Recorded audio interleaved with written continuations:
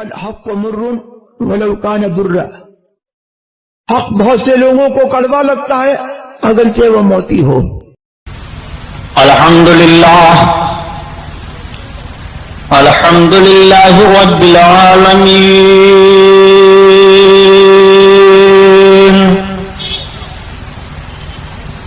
والصلاة والسلام على سید المرسلین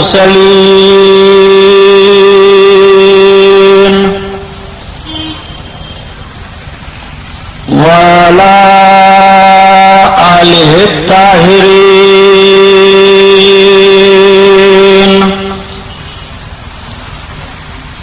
وصحابہ المطہرین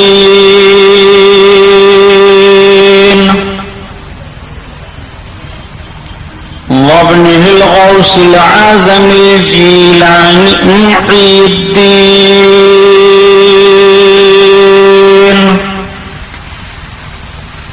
وأهل بيته أجمعين، أما بعد، فأعوذ بالله من الشيطان الرجيم، بسم الله الرحمن الرحيم. قال الله تعالى في القرآن العظيم والفرقان الحميد: قل لا أسألكم عليه أجرا إلا المودة في القربى. صدق الله البصير القدير وصدق رسوله البشير النذير والحمد لله رب العالمين.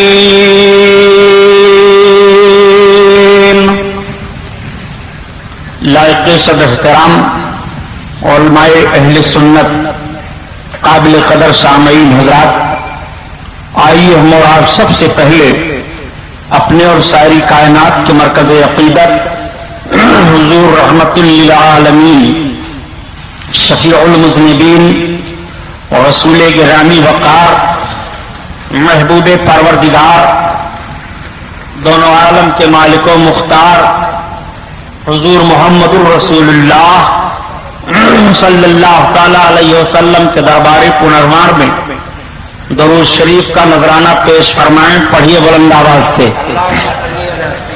اللہم صلی علی سیدنا و مولانا محمد معدن الجود والکرم وعلی آلہ وبارک وسلم. صلاۃ و سلام علیک یا رسول اللہ صلی اللہ تعالی علیہ وسلم. پورا مجمع خیر و برکت کے لیے اور درود شریف پڑھ لیجیے. اللہم صلی علی سیدنا و مولانا محمد معدن الجود والکرم وعلی آلہ وبارک وسلم. صلاۃ و سلام علیک یا رسول اللہ صلی اللہ تعالی علیہ وسلم. حضرات گرامی، حسب معمول نعت پاک رسول صلی اللہ تعالی علیہ وسلم کے چند اشعار سن لیجئے. اعلی حضرت عظیم البرکت آیت من آیات اللہ معجزۃ من معجزات رسول اللہ امام احمد رضا خان علیہ الرحمت و رضوان کی مقدس نعت پاک. ان کی مہک نے دل کے، ان کی مہک نے دل کے غنچے کھلا دیے ہیں، غنچے کھلا دیے ہیں.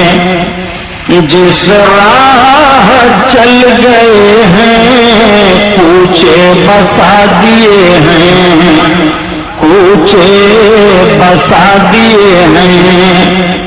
ان کی مہک نے دل کے، ان کی مہک نے دل کے غنچے کھلا دیے ہیں.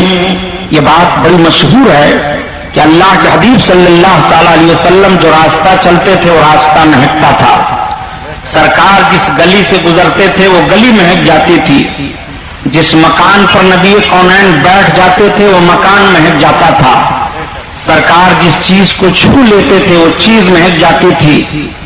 جس کے سر پر ہاتھ پھیر دیتے اس کا سر مہکنے لگتا تھا۔ نبی کونین صلی اللہ تعالی علیہ وسلم کی جب ولادت بسعادت ہوئی اور حضرت حلیمہ سعدیہ آئیں، سرکار کو دودھ پلانے کے لیے اپنے وطن لے کر کے جانے لگی تو پورا راستہ مہکنے لگا۔ ان کے ساتھ میں آنے والی عورتوں نے پوچھا، حلیمہ کیا تو نے مکہ میں خوشبو زیادہ خرید لی ہے؟ یہ تیرے چلنے سے راستہ کیوں مہک رہا ہے؟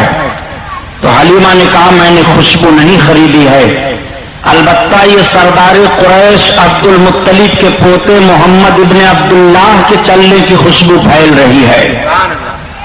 اب اعلیٰ حضرت کا شعر پڑھو تو ایمان تازہ ہو جائے۔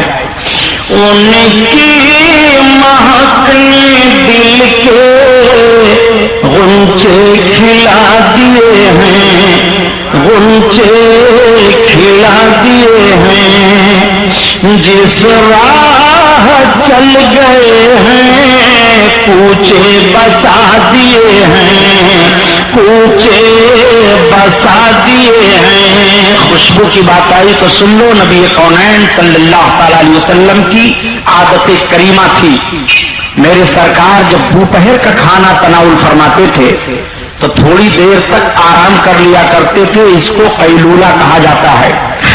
آج بھی اس دور جدید میں ہم لوگوں نے ریسرچ کرنے کے بعد یہ فیصلہ دیا کہ دوپہر کا کھانا کھانے کے بعد اگر تھوڑی دیر تک آرام کر لیا جائے تو اختلاج قلب کی بیماری سے آدمی محفوظ رہتا ہے۔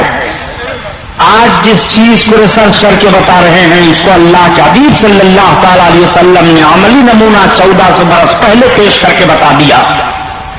میرے سرکار صلی اللہ تعالی علیہ وسلم ایک صحابیہ خاتون ہیں حضرت ام سلیم رضی اللہ تعالی عنہا، ان کے گھر دوپہر کو تشریف لے گئے، سرکار آرام فرمانے لگے، دھوپ بڑی شدت کی پڑ رہی تھی، گرمی بہت چھوٹ رہی تھی۔ نبی کونین صلی اللہ تعالی علیہ وسلم کے جسم شریف سے پسینے کے قطرات جاری ہوئے۔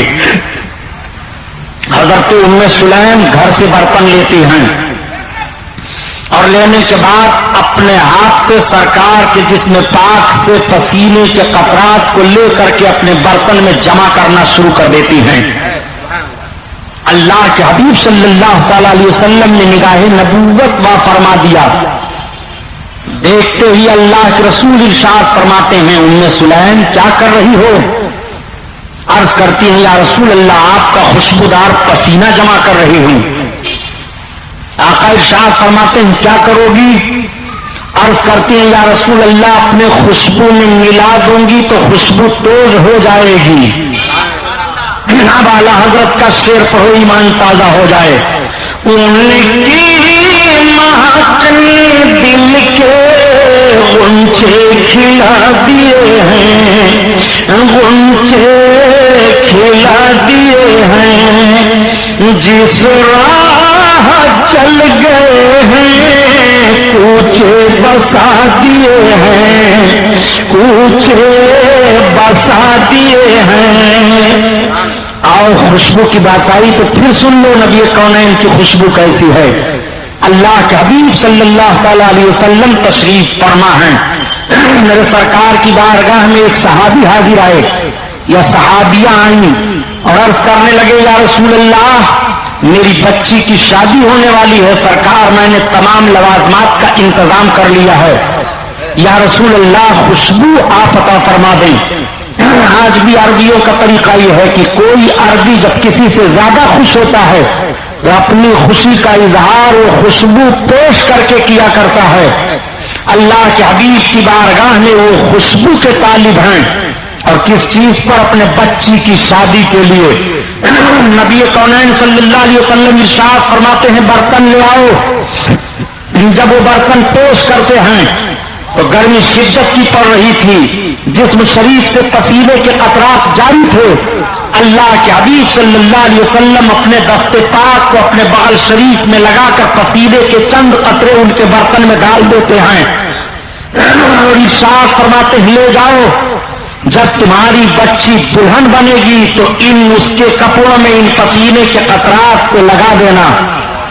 وہ لے کر کے گئے، اور جب ان کی بچی دلہن بنی تو بچی کا کپڑا آقا کریم صلی اللہ علیہ وسلم کے خوشبودار پسینے سے بسا دیا گیا.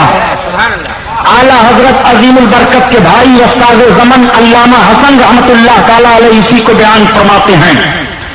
وہاں عطر خدا ساز مہکنا تیرا، وہاں عطر خدا ساز مہکنا تیرا، اور خوبرو کپون ملتے ہیں پسینہ تیرا، پسینہ تیرا. ان کی مہک نے دل کے غنچے کھلا دیے ہیں، جس راہ چل گئے ہیں کوچے بسا دیے ہیں، کوچے بسا دیے ہیں. اور اللہ جو مل جائے میرے گل کا پسینہ، مانگے نہ کبھی تو نہ چاہے دلہن پھول، سر کا باقدم ہے تانے سلطان زمن پھول، لب پھول زکن پھول بدن پھول.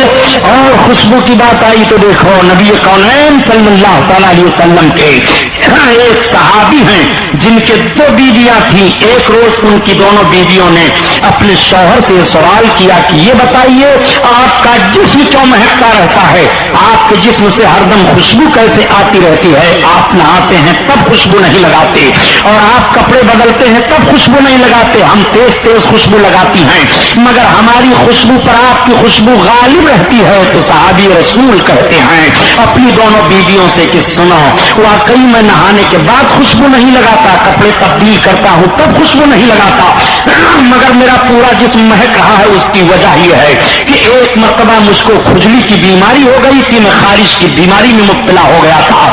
جب میں نے بڑے بڑے طبیبوں اور حکیموں سے دوا لی میں ٹھیک نہیں ہو رہا تھا، میں بہت مجبور ہو گیا تو اپنے آقا کی بارگاہ میں حاضر ہوا. یہی ایک ذہن میں آپ کو دیتا چلوں، اپنے ذہن کو صاف کر لیجئے. صحابی بڑے بڑے طبیبوں کے وہاں جاتے ہیں، حکیموں سے دوا لیتے ہیں مگر شفا نہیں ملتی ہے، تو ان کے ذہن و فکر میں یہ بات آتی ہے کہ چلو اب اللہ کے حبیب کی بارگاہ میں اس بیماری کی شکایت لے کر کے چلو، نبی کی بارگاہ سے شفا ملے گی. جب ان کے ذہن و فکر میں یہ بات آتی ہے تو نبی کونین کی بارگاہ میں تشریف لے جاتے ہیں. اس کا مطلب یہی نکلا کہ صحابی کا عقیدہ ہے کہ شفا نبی کے بارگاہ سے پا جاؤ گے. جب نبی کی بارگاہ میں وہ جا رہے ہیں تو یہ عقیدہ لے کر کے جا رہے ہیں. اب نبی کے تعلق سے یہ ذہن و فکر رکھنا کہ رب کی عطا سے نبی بیماریوں سے شفا عطا فرما رہے ہیں، نبی سے جو مانگو وہ عطا کر رہے ہیں، یہ صحابی کا عقیدہ ہے. اور نبی کونین کے تعلق سے ایسا ذہن و فکر رکھنا کہ نبی کچھ نہیں دے سکتے ہیں، یہ جس کا عقیدہ ہے وہ خود سمجھ لے. آئیے ذرا ملاحظہ فرمائیے، وہ صحابی کہتے ہیں کہ جب میں اپنے آقا کی بارگاہ میں حاضر ہوا تو میں نے اس انداز سے عرض کیا اعلیٰ حضرت کی زبان میں سنا کہ شافیو آفی ہو تم اور کافیو نافی ہو تم، درد کو کر دو دوا تم پہ کرو درود.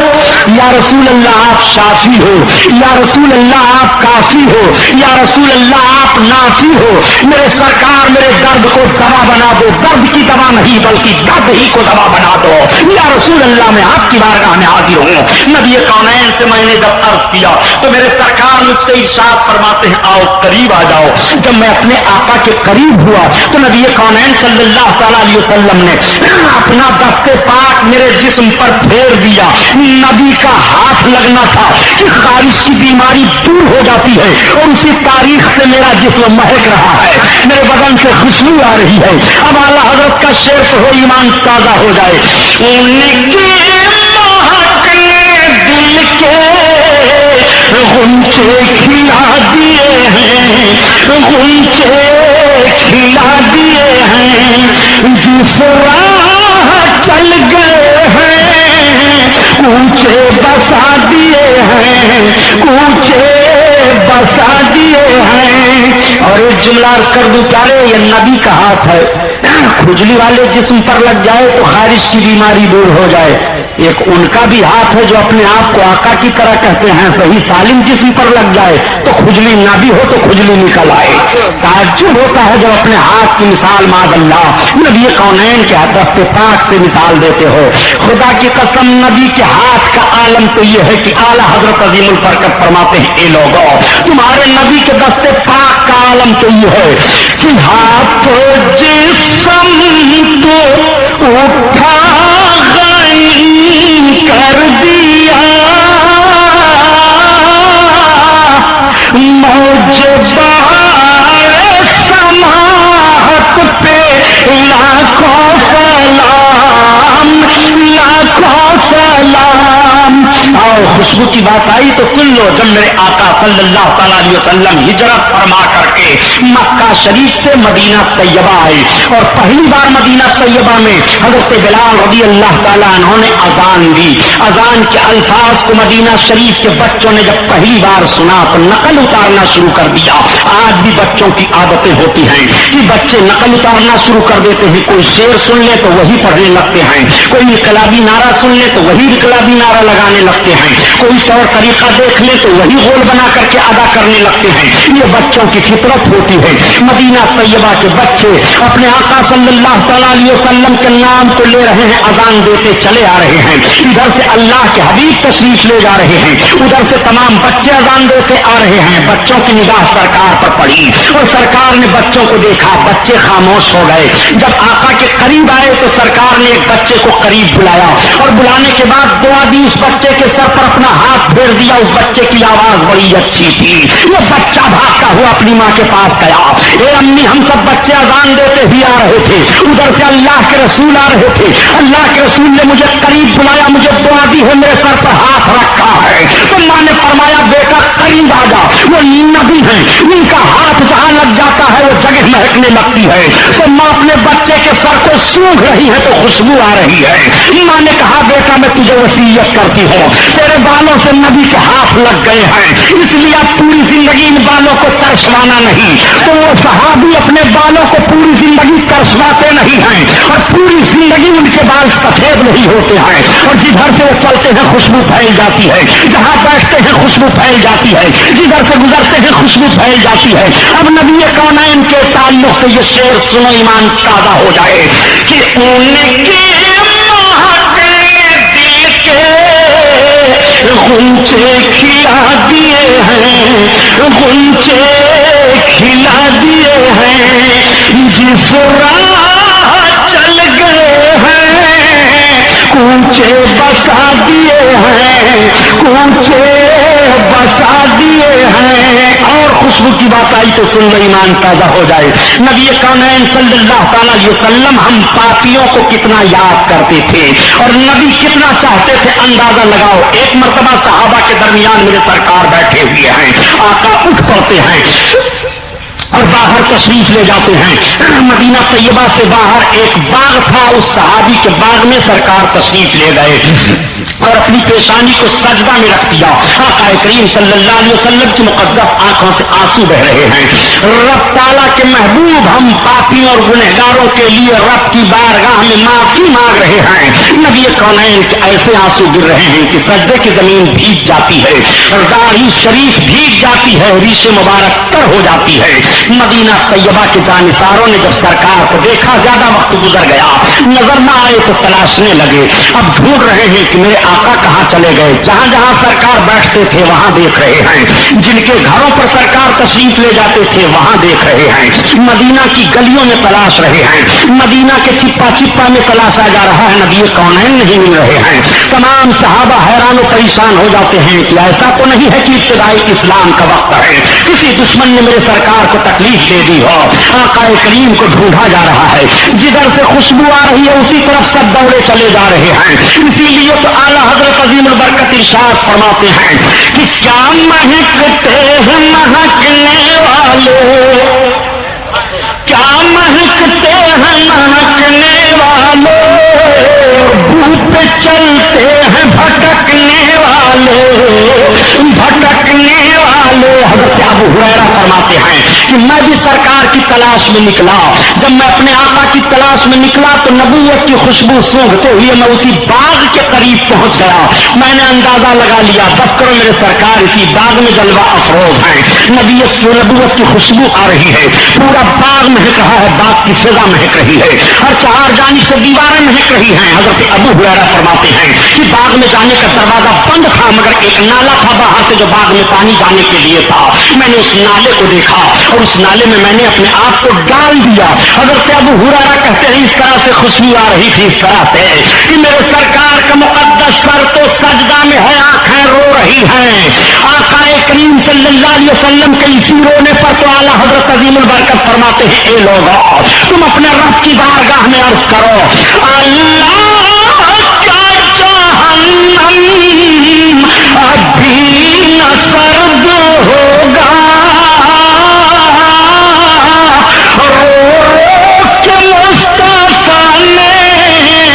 दरिया बहा दिए हैं, दरिया बहा दिए हैं, उनकी महक ने दिल के गुंचे खिला दिए हैं, गुंचे खिला दिए हैं।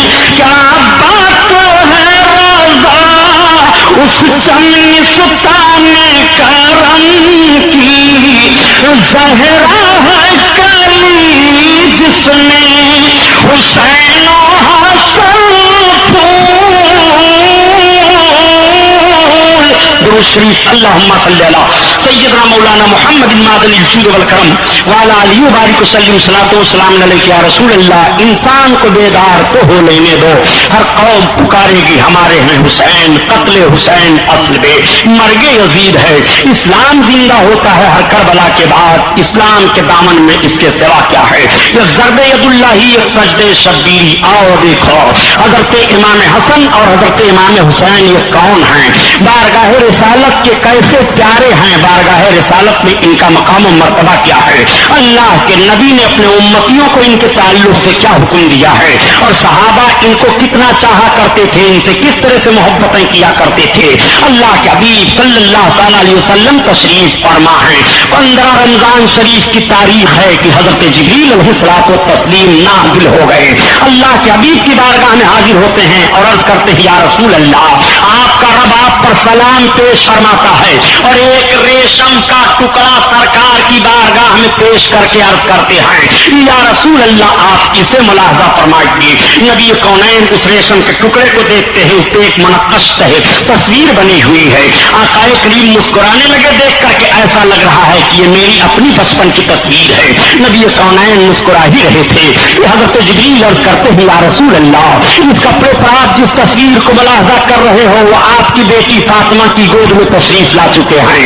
अल्लाह के हबीब को बड़ी खुशी हो जाती है, नबी कौनैन को इत्तला दी जाती है फातिमा को बच्चा पैदा हुआ है।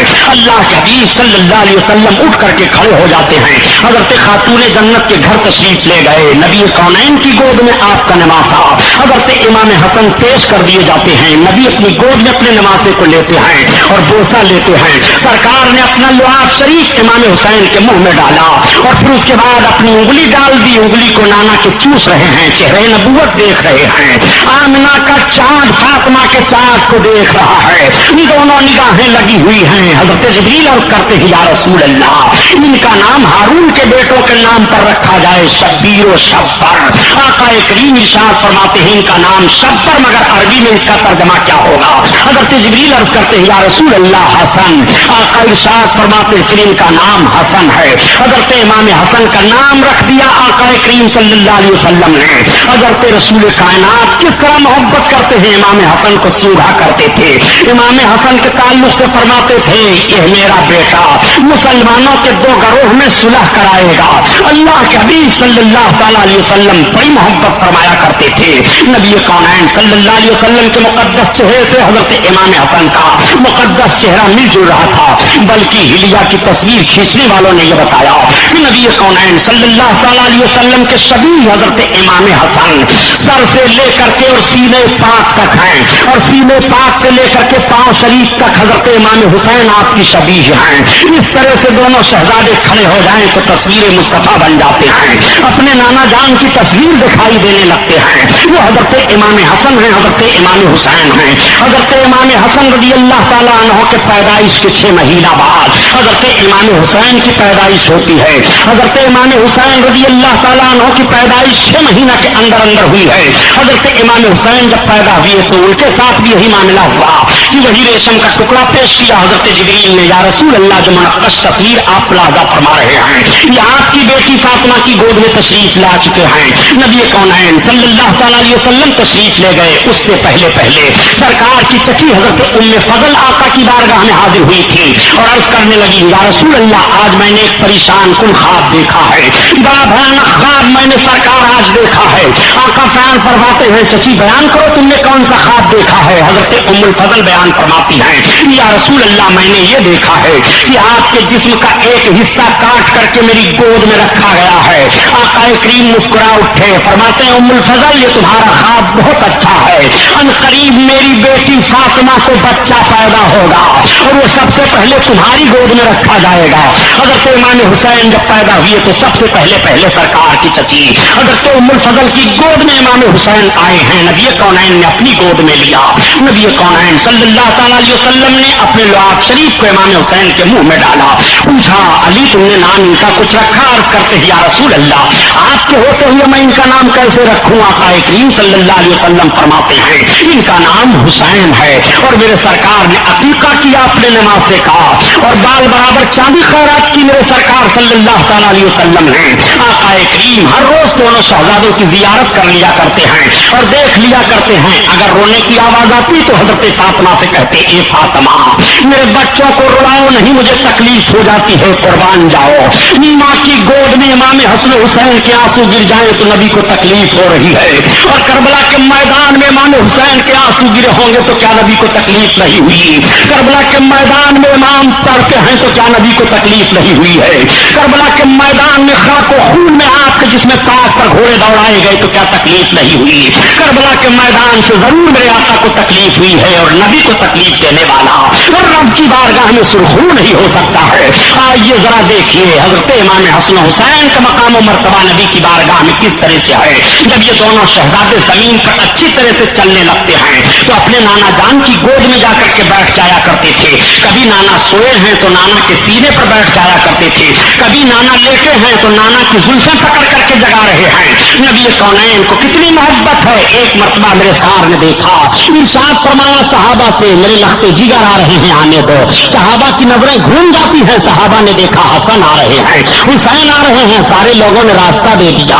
یہ دونوں شہزادے جا کر کے نانا کی گود میں بیٹھ جاتے ہیں، نبی کونین بوسہ لیتے ہیں۔ صحابہ کی نگاہیں دیکھ رہی ہیں کہ نبی کو حسین و حسن سے کتنا پیار ہے، اس طرح سے ان دونوں کا خیال رکھا جا رہا ہے، سارے صحابہ دیکھ رہے ہیں۔ حضرت نبی کریم صلی اللہ تعالیٰ علیہ وسلم اپنے آقا صلی اللہ علیہ وسلم کو اپنے نمازوں سے کتنا پیار ہے، ذرا ملاحظہ فرماؤ۔ نماز میرے سرکار پڑھ رہے ہیں کہ عین نماز کی حالت میں امام حسین جاتے ہیں اور پشت نبوی پر سوار ہو جاتے ہیں۔ اللہ کے حبیب صلی اللہ علیہ وسلم نے اپنے سجدے کو لمبا فرما دیا۔ سرکار جب تک امام حسین اپنے نانا کے پشت انور سے اتر نہیں گئے تب تک سرکار نے اپنے سر کو سجدہ سے نہیں ہٹایا، اور یہی نہیں بلکہ جب میرے سرکار سجدہ نہیں ہوتے تو سرکار کے دونوں پاؤں شریف کے بیچ سے حضرت امام حسین نکل جاتے۔ اللہ کے حبیب مسکرا دیتے، اپنے نواسے کو دیکھ کر کے اپنے سینے سے لگا لیا کرتے تھے۔ میں آپ سے پوچھنا چاہتا ہوں، نبی کونین کے مقدس پشت انور پر جب حسین گئے ہیں تو کیا نبی کو خیال آیا ہے کہ نہیں؟ نبی کونین نے نماز نہیں دہرائی ہے، نبی کونین نے یہ نہیں فرمایا کہ اس میرے بیٹے کو پکڑ لیا کرو جب میں نماز پڑھتا ہوں تو میرا بیٹا میرے پشت پر نہ سوار ہو، میرے قریب نہ آیا کرے، نہیں بلکہ حضرت امام حسین کبھی کبھی اپنے نانا جان کے پشت پر سوار ہو کر کے زلف معمبری کو اپنے دونوں ہاتھوں سے پکڑ لیتے ہیں اور کہتے ہیں نانا جان اب چلیے ہمیں لے چلیے۔ اللہ کے حبیب ایک دوش پر امام حسن کو بیٹھا لیتے ہیں اور ایک دوش پر امام حسین کو بیٹھا لیتے ہیں، چلے جا رہے ہیں دونوں نماز سے، سرکار کے زلف معمبری کو اپنے ہاتھوں میں لے کر کے اور ادھر سے ادھر کر رہے ہیں۔ حضرت ابوبکر صدیق کی نگاہ پڑ جاتی ہے، حضرت ابو بکر صدیق دیکھتے ہوئے ارشاد فرماتے ہیں کتنی اچھی سواری ہے. آقا ارشاد فرماتے ہیں اے ابو بکر سوار کتنے اچھے ہیں. سواری اچھی ہے تو سوار بھی تو اچھے ہیں. اللہ اللہ امام حسن و حسین کا مقام و مرتبہ دیکھو. یہی دونوں بھائی حضرت امام حسن و حسین ہیں. نبی کونین کی بارگاہ میں آئے تو سرکار انہیں سونگھنے لگے. صحابہ دیکھ رہے ہیں سونگھنے کو. آقا ارشاد فرماتے ہیں یہ حسن و حسین ہمارا ہانی فی دنیا, یہ دونوں دنیا میں میرے پھول ہیں. میں انہیں سونگھا کرتا ہوں. پھول کو سونگھا جاتا ہے. آج اپنے بچوں کا بوسہ تو ضرور لیا جاتا ہے, بچے کو چوما چاٹا تو ضرور جاتا ہے, مگر سونگھتے ہوئے آپ نے دنیا میں کسی انسان کو نہیں دیکھا ہوگا. اگر سونگھا کوئی جا رہا ہے تو حسن سونگھے جا رہے ہیں, اگر سونگھا کوئی جا رہا ہے تو امام حسین سونگھے جا رہے ہیں. نبی کونین ارشاد فرماتے ہیں ان دونوں سے مجھے جنت کی خوشبو آ رہی ہے. اللہ اکبر. حسن و حسین سے جنت کی خوشبو آئے. نبی ارشاد فرماتے ہیں دونوں شہزادوں کو دیکھ کر کے الحسن والحسین سید الشباب اہل الجنہ. حسن و حسین دونوں جنتی جوانوں کے سردار ہیں. نبی کونین نے اپنے شہزادوں کو صرف جنت ہی کی بشارت نہیں دی ہے بلکہ نبی ارشاد فرماتے ہیں یہ دونوں جنت کے جوانوں کے سردار ہیں. میں عرض کرتا ہوں اے مسلمانوں, جس نبی نے اپنے نواسوں کے جنت کے جوانوں کی سرداری دے دی ہو اس نواسے کو کوفہ کی سرداری کی حاجت نہیں ہے. اس نواسے کو حکومت کی لالچ نہیں ہے. اس نواسے کو اقتدار کی لالچ نہیں ہے. اس نواسے کو بڑائی کی لالچ نہیں ہے. نواسے لے جاؤ. اپنا خون بہایا تھا, اس میں مشیت الہی کچھ اور ہے. آؤ دیکھو نبی ارشاد فرما رہے ہیں کہ حسن حسین جنتی جوانوں کے سردار ہیں. نبی کونین نے سرداری بھی دیتی ہے. نبی کونین جنت عطا فرما رہے ہیں. آئیے ذرا ملاحظہ فرمائیے یہی دونوں شہزادے ہیں. اللہ اللہ. نبی کونین صلی اللہ تعالی علیہ وسلم کی شہزادی کی گود میں بیٹھے ہوئے ہیں. عید کے چاند کا اعلان ہو جاتا ہے, سویرے عید ہونے والی ہے. دونوں شہزادے مچل جاتے ہیں. امی ابھی ابھی ہم لوگ بچوں میں تھے, تمام بچے اپنا اپنا کپڑا دکھا رہے تھے. کسی نے کہا میرا پوشاک کس طرح سے ہے, کسی نے کہا میرا لباس کس طرح سے ہے. اے امی ہمارا کپڑا بھی تو دکھا دو, کل صبح صبح ہم عید میں کون سا کپڑا پہنیں گے. اتنا سننا تھا. نبی کی شہزادی کی آنکھیں بھیگ جاتی ہیں. نبی کونین صلی اللہ علیہ وسلم کی شہزادی کے آنسو گرنے لگتے ہیں. دل سے آہ نکلتی ہے. آپ ارشاد فرماتی ہیں بیٹو گھبراؤ نہیں, تمہیں بھی تمہارا نیا لباس سویرے سویرے مل جائے گا. نبی کونین صلی اللہ تعالی علیہ وسلم کی شہزادی جب بچے سو گئے تو مصلا اٹھاتی ہیں اور نماز پڑھنے کے بعد رب کی بارگاہ میں گریا کرتی ہیں, روتی ہیں. اے الہ العالمین, فاطمہ تیرے نبی کی بیٹی ہے, فاطمہ نے کبھی غلط وعدہ نہیں کیا ہے. اے پروردگار فاطمہ کبھی جھوٹ نہیں بولی ہے.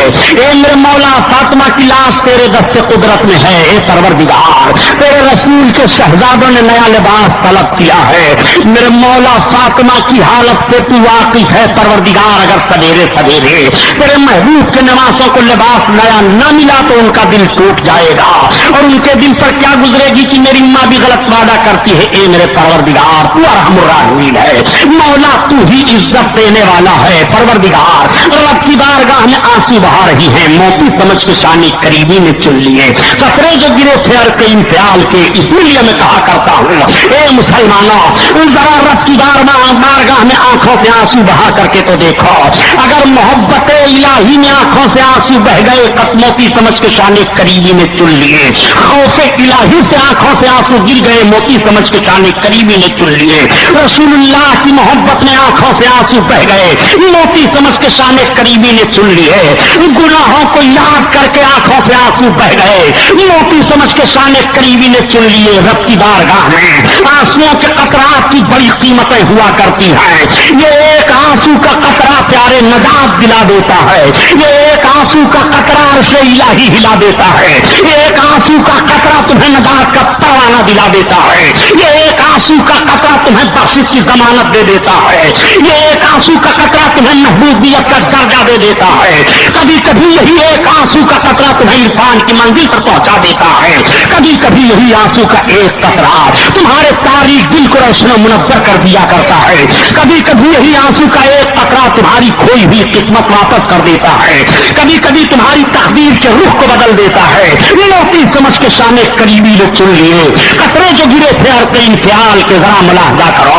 نبی کونین صلی اللہ تعالی علیہ وسلم کی شہزادی رو رہی ہیں. صبح کا سفیدہ نمودار ہو جاتا ہے. نماز فجر ادا کرنے کے بعد فاطمہ بیٹھتی ہیں. تب تک دروازے پر آواز آتی ہے, اے بنت رسول اپنے شہزادوں کا لباس لے لو. خاتون جنت نے ارشاد فرمایا, میرے شہزادوں کا لباس لانے والا کون ہے؟ تب تک آواز آتی ہے, اے بنت رسول اپنے شہزادوں کا لباس اپنے شہزادوں کے درزی سے لے لو.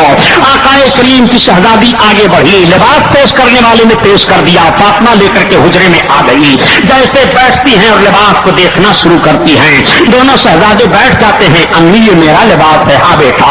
امی یہ میرا لباس ہے. ہاں بیٹا. تب تک نبی کونین تشریف لے آئے. آقا کریم تشریف لائے کہ خاتون جنت اپنے باپ کے استقبال میں کھڑی ہو جاتی ہے. نبی کونین نے فاطمہ کی پیشانی کو بوسا دیا.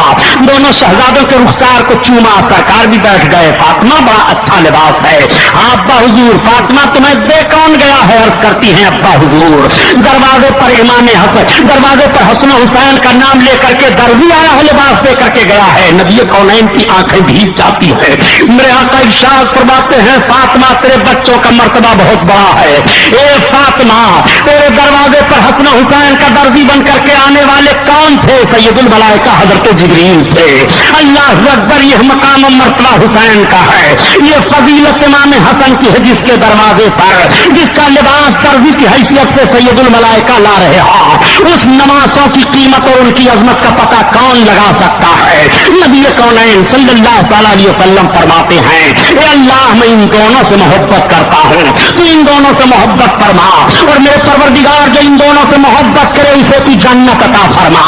نبی کونین کی دعا کیا قبول نہیں ہوئی ہے؟ قبول ہو رہی ہے. جو نبی کے سینے پر بیٹھا ہو پیار و محبت کے انداز میں, جس نے نبی کی زلفیں پکڑی ہو, جو نبی کونین کی مقدس انگلیوں کو چوسا ہو, جو نبی کونین صلی اللہ علیہ وسلم کے رخسار نبوت پر اپنے رخسار ولایت کو رکھ کر کے فیض حاصل کیا ہو, اس حسن حسین کا مرتبہ سمجھنا سب کے بس کی بات نہیں ہے. صحیح کہا ڈاکٹر اقبال نے کہ اسلام کے دامن میں اس کے سوا کیا ہے؟ ایک ضرب ید اللہ ہی ایک سجدہ شبیری. آؤ ذرا دیکھو, یہی حضرت امام حسن حسین ہیں. ماں کی بارگاہ میں حاضر ہوتے ہیں, امی آج ہمارا خط دیکھ لیجئے, ہم نے اچھا لکھا ہے کہ بھائی حسن نے اچھا لکھا ہے. نبی کونین کی بیٹی دونوں کی تحریر کو دیکھتی ہیں اور دیکھنے کے بعد کہتی ہیں, جاؤ اپنے ابا حضور سے فیصلہ لے لو. دونوں شہزادے چلے آتے ہیں, باپ کی خدمت میں پہنچتے ہیں. ابا حضور یہ ذرا دیکھیے, ہماری تحریر اچھی ہے کہ بھائی کی تحریر اچھی ہے؟ ہمارا خط اچھا ہے کہ بھائی کا خط اچھا ہے؟ حضرت علی جن کو 9 حصے قضا کے دیے گئے ہیں, دونوں شہزادوں کا فیصلہ کرنا ہے تو زبان خاموش ہو جاتی ہے. وہ حضرت علی کائنات جن کے سامنے کوئی بھی فیصلہ اور کوئی بھی مقدمہ خالی نہیں گیا تھا فیصلہ کرنے سے. لیکن جب نبی کونین کے دونوں نواسوں کی تحریر کا معاملہ آتا ہے کہ کس کی تحریر فضیلت والی ہے, اچھی ہے, اور کس کی تحریر نہیں اچھی ہے, تو حضرت علی کی زبان خاموش ہو جاتی ہے. وہ بھی فرماتے ہیں, میرے شہزادے تم اپنے نانا کے پاس چلے جاؤ. دونوں شہزادے وہ خط لے کر کے نانا کی بارگاہ میں حاضر ہوتے ہیں. نانا حضور بیٹھے ہوئے ہیں. اے نانا حضور یہ ہم خط لائے ہیں, ذرا دیکھیے ہمارا اچھا ہے کہ حسین کا اچھا ہے؟ حسین بولتے ہیں, نانا میرا اچھا ہے کہ بڑے بھائی حسن کا اچھا ہے؟ نبی کونین دیکھ کر کے مسکرا دیتے ہیں اور دونوں کے چہرے پر نگاہ جاتی ہے. میرے آقا کی مقدس زبان خاموش ہے. حسن حسین کے خط کا فیصلہ نہ فاطمہ کر رہی ہیں, نہ مولائے کائنات کر رہے ہیں, نہ علی, نہ نبی کونین صلی اللہ علیہ وسلم فرما رہے ہیں. خط دونوں شہزادوں کا نبی کے سامنے رکھا ہے. تب تک حضرت جبریل علیہ السلام حاضر آ گئے. یا رسول اللہ ان دونوں کے خط کا فیصلہ رب فرمائے گا. یا رسول اللہ یہ موتیوں کے 7 دانے میں لے کر کے آیا ہوں. یا رسول اللہ ان موتیوں کے 7 دانوں کو دونوں خطوں پر اچھال دیجئے, جدھر زیادہ گر جائیں ان کا خط اچھا ہے. موتیوں کے دانوں کو نبی اپنے ہاتھ میں لے لیتے ہیں. ان کے خط کا فیصلہ رب کی طرف سے ہو رہا ہے. اور نبی کونین نے جب دونوں خطوں پر اچھالا ہے تو 3 ادھر گر گئے, 3 ادھر گر گئے, اور ایک دانے کا آدھا حصہ ادھر گر گیا, آدھا حصہ ادھر گر گیا. ان دونوں کا مقام و مرتبہ واضح ہو جاتا ہے. حسین و حسن کی تحریک ایک ہے, حسین و حسن کا مشن ایک ہے, حسین و حسن کی عظمت کا حال ایک ہے. حسن و حسین ایک ہیں, مشن میں بھی, تحریر میں بھی, تقریر میں بھی, تصویر میں بھی, ہر موڑ پر دونوں کا مقام و مرتبہ ایک ہے. नाना दोनों की पेशानी का बोसा लेते हैं, चूम लेते हैं और अपनी गोद में बैठा लेते हैं। यही इमाम हसन हैं और यही इमाम हुसैन रज़ी अल्लाह ताला अन्हुमा हैं। दोनों भाई नाना की खिदमत में आए और दोनों कुश्ती लड़ने लगे। नबी कौनैन मुस्कुरा उठे। आका इरशाद फरमाते हैं, हुसैन हसन हुसैन को पकड़ो, हसन हुसैन को पकड़ो। तब तक खातून जन्नत फातिमा ज़हरा आ गई। अर्ज करती हैं, अब्बा हुजूर आप तशरीफ फरमा हैं और दोनों शहजादे लड़ रहे हैं, आप मुस्कुरा रहे हैं। आका फरमाते हैं, हाँ फातिमा, दोनों की कुश्ती मैं ही नहीं देख रहा हूँ, फरिश्तगाने इलाहिया भी तो देख रहे हैं। अल्लाह के हबीब से अर्ज करती हैं, अब्बा हुजूर तो आप बड़े भाई को कहते हैं कि छोटे को पकड़ो, हालांकि छोटे को सराहा जाता है कि बड़े को पकड़ लो। आका फरमाते हैं, ए फातिमा, जिब्रील कह रहे हैं हुसैन तो हुसैन हसन को पकड़ो, तो मैं हसन को कह रहा हूं हुसैन को पकड़ लो। ये है इमाम हसन और हुसैन की कुश्ती का आलम बारगाह रिसालत में।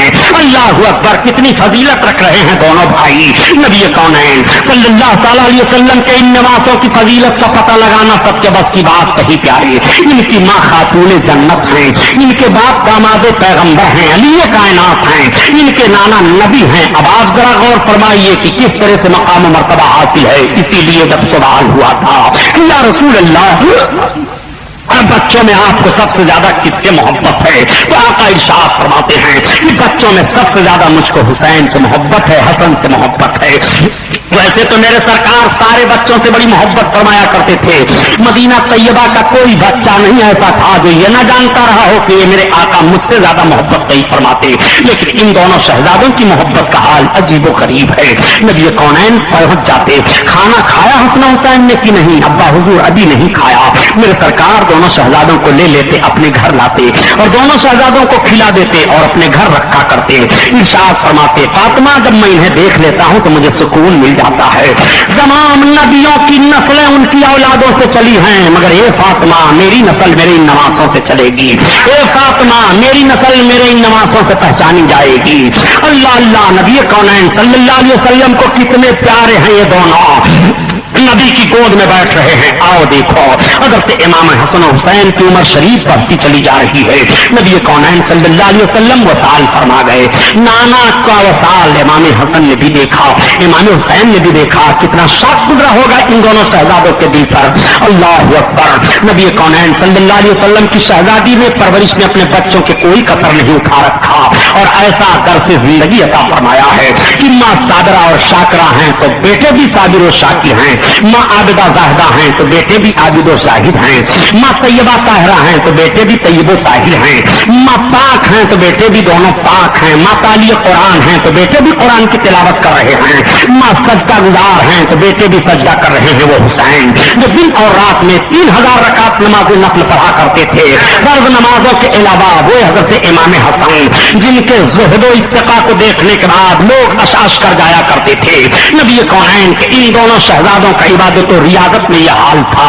ये इबादत और रियाजत में भी कम नहीं थे। यही वजह है प्यारे कि जब खिलाफत फारूकी में ईरान फतह हुआ और ईरान के बादशाह की शहजादी माले गनीमत में आई हजरत उमर फारूक आजम ने तमाम माले गनीमत को मुलाहजा फरमाया और माले गनीमत मुलाहजा फरमाने के बाद तकसीम करना शुरू किया। लौंडियां आई थी गिरफ्तार होकर के, शहजादियां महल की आई थी गिरफ्तार होकर के, मुजाहिदीन में तकसीम की जा रही हैं। हजरत उमर फारूक आजम की निगाह एक खातून की तरफ जाती है जो पूरे तेवरात के मुरस्सा हैं, सजी सजाई हैं। हजरत उमर बिन खत्ताब ने पूछा, ये शहजादी किसकी है? तब तक शहजादी के जबान से आवाज आती है, ए अमीरुल मोमिनीन, मैं ईरान के बादशाह की बेटी हूँ। नबी कौनैन सल्लल्लाहु अलैहि वसल्लम के खलीफा हजरत उमर फारूक आजम सोच रहे हैं, ये ईरान के बादशाह की बेटी है, माले गनीमत में इसको किसे दिया जाए? तब तक हजरत उमर फारूक आजम इरशाद फरमाते हैं, आईना हुसैन इब्ने अली, हुसैन इब्ने अली कहाँ हैं?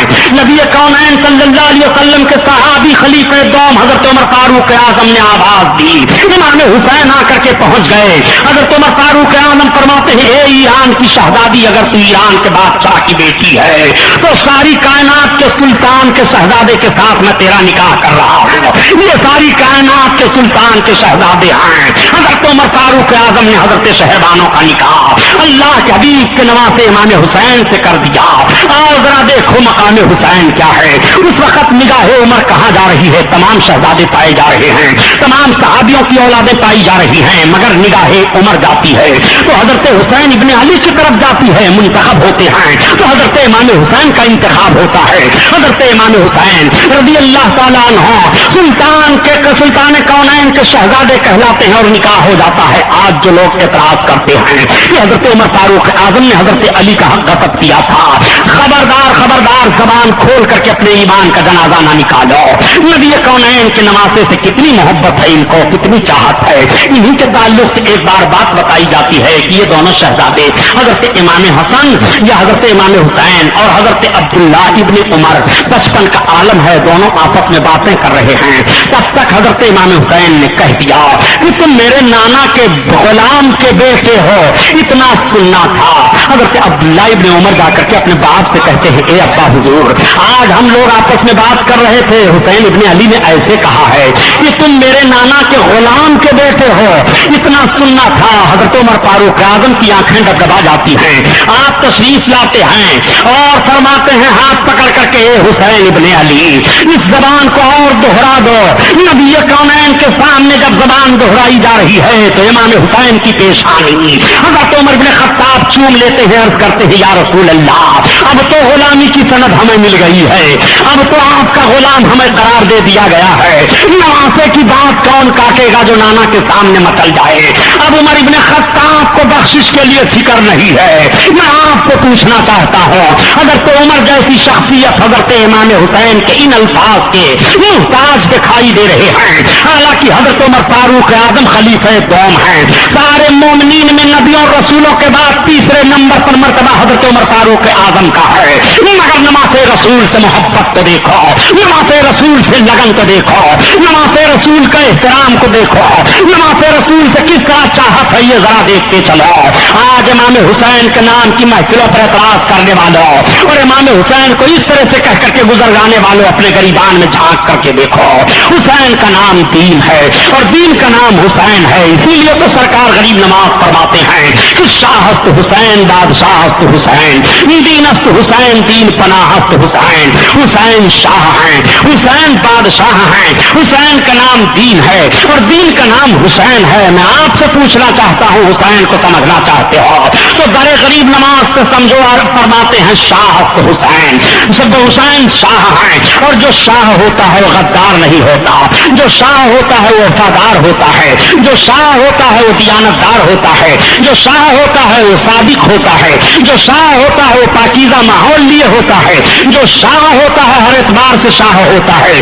اس کی خلوت میں بھی شاہیت ہے، اس کے جلوت میں بھی شاہیت ہے، اس کے اٹھنے بیٹھنے میں بھی شاہیت ہے، اس کے چلنے پھرنے میں بھی شاہیت ہے، اس کے سونے جاگنے میں بھی شاہیت ہے. شاہست حسین بادشاہست حسین. حسین بادشاہ ہیں اور بادشاہ وہی ہوتا ہے جو بادشاہ ہو، اختیار ہو اور اس کے پاس کسی چیز کی کمی نہیں ہو، سلطنتوں کا مالک ہو، اسی کو بادشاہ کہا جائے گا. کسی فقیر کو بادشاہ نہیں کہا جاتا، کسی بھک منگے کو بادشاہ نہیں کہا جاتا، کسی مجبور کو بادشاہ نہیں کہا جاتا. بادشاہ اسے کہا جاتا ہے جس کے دروازے سے بھکاریوں کی جھولیاں بھر رہی ہوں. بادشاہ اسے کہا جاتا ہے جس کے دروازے سے لوگ اپنی زندگیوں کے تکمیل کی بھیک مانگ رہے ہوں. بادشاہ اسے کہا جاتا ہے جس کے دروازے پر رعایا حاضر ہو اور جس کی ماتحتی میں رہے. شاہست حسین. حسین شاہ ہیں، بادشاہست حسین. حسین بادشاہ ہیں، دینست حسین. حسین ہی کا نام دین ہے اور دین کا نام حسین ہے. ذرا اس مزاج کو سمجھتے چلیے کہ حسین کا نام کیسے دین ہے اور دین کا نام کیسے حسین ہے. امام حسین نے کس طرح سے دین کو بچایا ہے اور امام حسین نے کس طرح سے فرمایا ہے کہ دین کی حفاظت کیسے کی جاتی ہے. اس نقطے پر ہی غور فرماتے ہوئے چلیے. دینست حسین. حسین کا نام دین ہے. اب اگر کوئی حسین میں خامی نکال رہا ہے تو دین میں خامی نکال رہا ہے. امام حسین کو چیلنج کر رہا ہے تو دین کو چیلنج کر رہا ہے. امام حسین میں کمی ڈھونڈ رہا ہے تو دین میں کمی ڈھونڈ رہا ہے.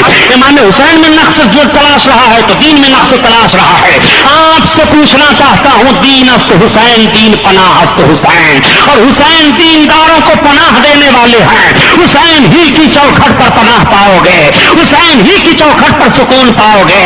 حسین کا دروازہ چھوڑنے کے بعد کوئی دروازہ دروازہ نہیں ہے کہ تم منزل مقصود حاصل کر سکو، حسین ہی کا دروازہ ہے جس دروازے پر تمہارے زندگی کے ارمانوں کی تکمیل ہو سکتی ہے اور تم اپنے زندگی کی مرادوں کو پا سکتے ہو۔ حسین کا دروازہ ایسا ہے کہ حسین کے دروازے سے کوئی خالی نہیں گیا ہے، حسین کے دروازے سے کوئی محروم نہیں گیا ہے، حسین کے دروازے سے کوئی بھگایا نہیں گیا ہے۔ خدا کی قسم حسین کے داد و دہش کو دیکھو تو طبیعت مچل جاتی ہے۔ امام حسین بیٹھے ہوئے ہیں، آپ کی کنیز کھانا لاتی ہے اور کھانا لانے میں اس سے شوربہ گر جاتا ہے۔ حضرت امام حسین کی نگاہ غضب اٹھ جاتی ہے، تب تک اس نے پڑھ دیا آیت کریمہ کہ جو لوگ اپنے غصے کو پی جاتے ہیں اللہ تعالیٰ ان پر رحم فرماتا ہے۔ اس طرح کا مفہوم حضرت امام حسین رضی اللہ تعالیٰ عنہ نے فرمایا، جا میں نے تجھے آزاد کر دیا، جا میں نے تجھے چھوڑ دیا، معاف کر دیا۔ امام حسین رضی اللہ تعالیٰ عنہ کی بارگاہ میں ایک شاعر آیا اور اس نے قصیدہ کہنا شروع کر دیا۔ حضرت امام حسین کے پاس جتنا جو کچھ درہم و دینار تھا سب آپ نے دے دیا اسے، وہ خوش خوش ہو کر کے لوٹ جاتا ہے اور بہت مالدار ہو جاتا ہے۔ حضرت امام حسین اور حضرت امام حسن کی بارگاہ سے کوئی خالی نہیں جاتا تھا۔ حضرت امام حسن رضی اللہ تعالیٰ عنہ اپنے باپ حضرت علی رضی اللہ تعالیٰ عنہ کے بعد خلیفہ نامزد کیے گئے۔ آپ امیر المومنین کے عہدہ پر فائز ہوئے، 6 مہینہ تک آپ کی خلافت رہی۔ حضرت امیر ماویہ پہلے اسلامی بادشاہوں میں بادشاہ مانے گئے، اول ملوک اسلام حضرت امیر ماویہ ہیں۔ حضرت امیر ماویہ کا تدبر بڑا مضبوط تھا، حضرت امیر ماویہ کی فکر بڑی مضبوط تھی۔ حضرت امیر ماویہ کے فکر کو بتاؤں اور حضرت امیر ماویہ کے خلوص کو بتاؤں، جو لوگ امیر ماویہ کو برا بھلا کہتے ہیں اپنی زبانوں کو روکو۔ یہ صحابہ ہیں، ان کے آپسی اختلافات جو ہوئے ہیں وہ نفسانیت کی بنیاد پر نہیں ہوئے ہیں، بلکہ دین کے فروغ کے لیے خطائے اجتہادی کہا جا سکتا ہے۔ وہ دین کے فروغ کا معاملہ ہر موڑ پر سوچا کرتے تھے۔ یہی حضرت امیر ماویہ ہیں۔ جب حضرت علی سے جنگ ہوئی تو ہرقل اعظم نے حضرت امیر ماویہ کے پاس قاصد بھیجا کہ جاؤ ماویہ ابن سفیان سے کہہ دو کہ اس وقت علی سے ان کی چھڑ گئی ہے، اگر انہیں فوج کی ضرورت ہو اور سامانوں کی ضرورت ہو تو ہم بھیجنے کے لیے تیار ہیں۔ جب یہ اطلاع ہرقل اعظم روم کے بادشاہ نے حضرت امیر ماویہ کو دی تو حضرت امیر ماویہ اپنی تلوار کو فضا میں بلند کرتے ہیں اور کہتے ہیں اگر قاصد کو مارنا جائز ہوتا تو ابھی میں تیری گردن اسی تلوار سے اڑا دیتا۔ یہ ہمارے آپسی اختلافات ہیں۔ وہ کہتا ہے ہمیں مدد دینے کے لیے اپنی فوج کا رخ حضرت امیر ماویہ نے اسی وقت پھیر دیا تھا قسطنطنیہ کی طرف۔ ہرقل اعظم سے ہم لڑنے کے لیے تیار ہیں، ہم اپنے آپسی معاملات میں کسی کو دخل دینے کا حصہ نہیں دے رہے ہیں۔ یہ حضرت امیر ماویہ نے حضرت علی سے جب جنگ ہوئی تھی تو ہرقل اعظم روم کے بادشاہ کو للکار کر کے کہا تھا یہ صحابی ہیں، ان کے دل میں خلوص ہے، یہ صحابی ہیں، ان کی نیتیں اچھی ہیں، یہ صحابی ہیں، دین کا فروغ ان کے اندر سوچنے کا معاملہ ہے۔ حضرت امیر ماویہ کی صلح حضرت امام حسن سے ہو جاتی ہے۔ اب حضرت امیر ماویہ خلافت اسلامیہ کا باغ ڈور سنبھال لیتے ہیں اور معاملہ آگے بڑھتا چلا جا رہا ہے۔ حضرت امام حسن رضی اللہ تعالیٰ عنہ کی شہادت کیسے ہوئی؟ 2 باتیں پائی جا رہی ہیں۔ کسی نے تو لکھ دیا کتاب میں کہ جادہ بنت اشعث حضرت امام حسن کی بیوی تھی جو اس نے زہر دے دیا تھا یزید کے ورغلانے پر، لیکن یہ بات سمجھ میں نہیں آتی ہے، مورخین کا اس میں اختلاف ہو گیا ہے۔ چنانچہ جب آپ کو زہر دیا گیا تو حضرت امام حسین آپ کے سامنے آتے ہیں اور آنے کے بعد کہتے ہیں اے بھائی میں آپ سے پوچھنا چاہتا ہوں، مجھے بتائیے آپ اپنے قاتل کو کس نے آپ کو زہر دے دیا ہے؟ تو حضرت امام حسن فرماتے ہیں حسین کیا کرو گے اس کو؟ آپ فرماتے ہیں میں اسے قتل کروں گا۔ حضرت امام حسن فرماتے ہیں حسین اس کو چھوڑ دو، جس کے تعلق سے میرا خیال ہے کہ اس نے مجھ کو زہر دیا ہے، اگر اسی نے دیا ہے تو بدلہ لینے والا رب بہت مضبوط ہے، اور اگر میں بتا دوں اور میرا خیال غلط ہو جائے تو میں نہیں چاہتا کہ میرے شک کی بنیاد پر کسی کا قتل ہو۔ چنانچہ حضرت امام حسن نے اپنے قاتل کو نہیں بتایا۔ دوسری روایت یہ ہے کہ جادہ بنت اشعث کے تعلق سے پتا چلا کہ اسی نے زہر دیا تھا تو حضرت امیر ماویہ نے اسے سزا دلوائی ہے اور حضرت امیر ماویہ رضی اللہ تعالیٰ عنہ نے اس کو کئی سزا دلوائی ہے۔ اللہ عالم بالصواب، مورخین کے اس اختلاف سے ہمیں بحث نہیں ہے۔ بہرحال حضرت امام حسن کو بڑا سخت زہر دیا گیا۔ آپ فرماتے ہیں اے حسین مجھ کو 7 بار زہر دیا گیا ہے، لیکن اب کی بار جو زہر دیا گیا یہ بڑا سخت زہر ہے۔ آپ کے آنتوں کے ٹکڑے کٹ کٹ کر کے گرنے لگے، آنکھیں پیلی پڑ گئیں، آنکھوں سے آنسو بہنے لگے۔ حضرت امام حسین کی آنکھیں ڈبڈبا आ गई, भाई क्या मामला है? हजरत इमाम हसन कहते हैं, ए हुसैन, मुझको अपने जाने का कोई गम नहीं है, लेकिन इस वक्त मेरी निगाहों के सामने एक मैदान है और वो नक्शा में मुलाहजा फरमा रहा हूं, हुसैन तुम उसमें अकेले हो, हुसैन तुम पर तीरों की बारिश हो रही है, हुसैन तुम पर दुश्मनों की अलगार हो रही है। ए हुसैन, अगर उस वक्त मैं होता तो एक भाई भाई के लिए किस तरह से साथ देता, मैं तुम्हारे लिए मंजर देख रहा हूं। ए हुसैन, तुम्हारी ये परेशानी मुझे सता रही है, जाने वाला भाई दुनिया से जा रहा है, इमाम हुसैन के लिए ये मामला कब पेश आएगा, आज ही खबर दी जा रही है, आज ही मैदान का नक्शा बताया जा रहा है। ए इमाम हुसैन की शहादत को अफवाह फैलाने वालों और इमाम हुसैन की शहादत को वक्ती शहादत कहलाने वालों, यही इमाम हुसैन के बाप हजरत अली कायनात हैं। जब जंग सित्तीन में आप तशरीफ ले गए तो आपने मैदान को देखते हुए कहा, ये वही मैदान है जिस मैदान में मेरे बेटे के घोड़े बांधे जाएंगे, मेरे बेटे के खेमे यहाँ लगेंगे, मेरे बेटे के ऊंट यहाँ होंगे, मेरा बेटा यहाँ शहीद किया जाएगा। मौलाए कायनात ने भी उस जमीन को देख लिया था। नबी कौनैन सल्लल्लाहु अलैहि वसल्लम को तो शहादत हुसैन की मिट्टी भी दिखाई गई थी। फरिश्ता लेकर के मिट्टी पहुंच जाता है, या रसूल अल्लाह, ये वो मिट्टी है जिस मिट्टी पर आपका नमाज़ा शहीद किया जाएगा।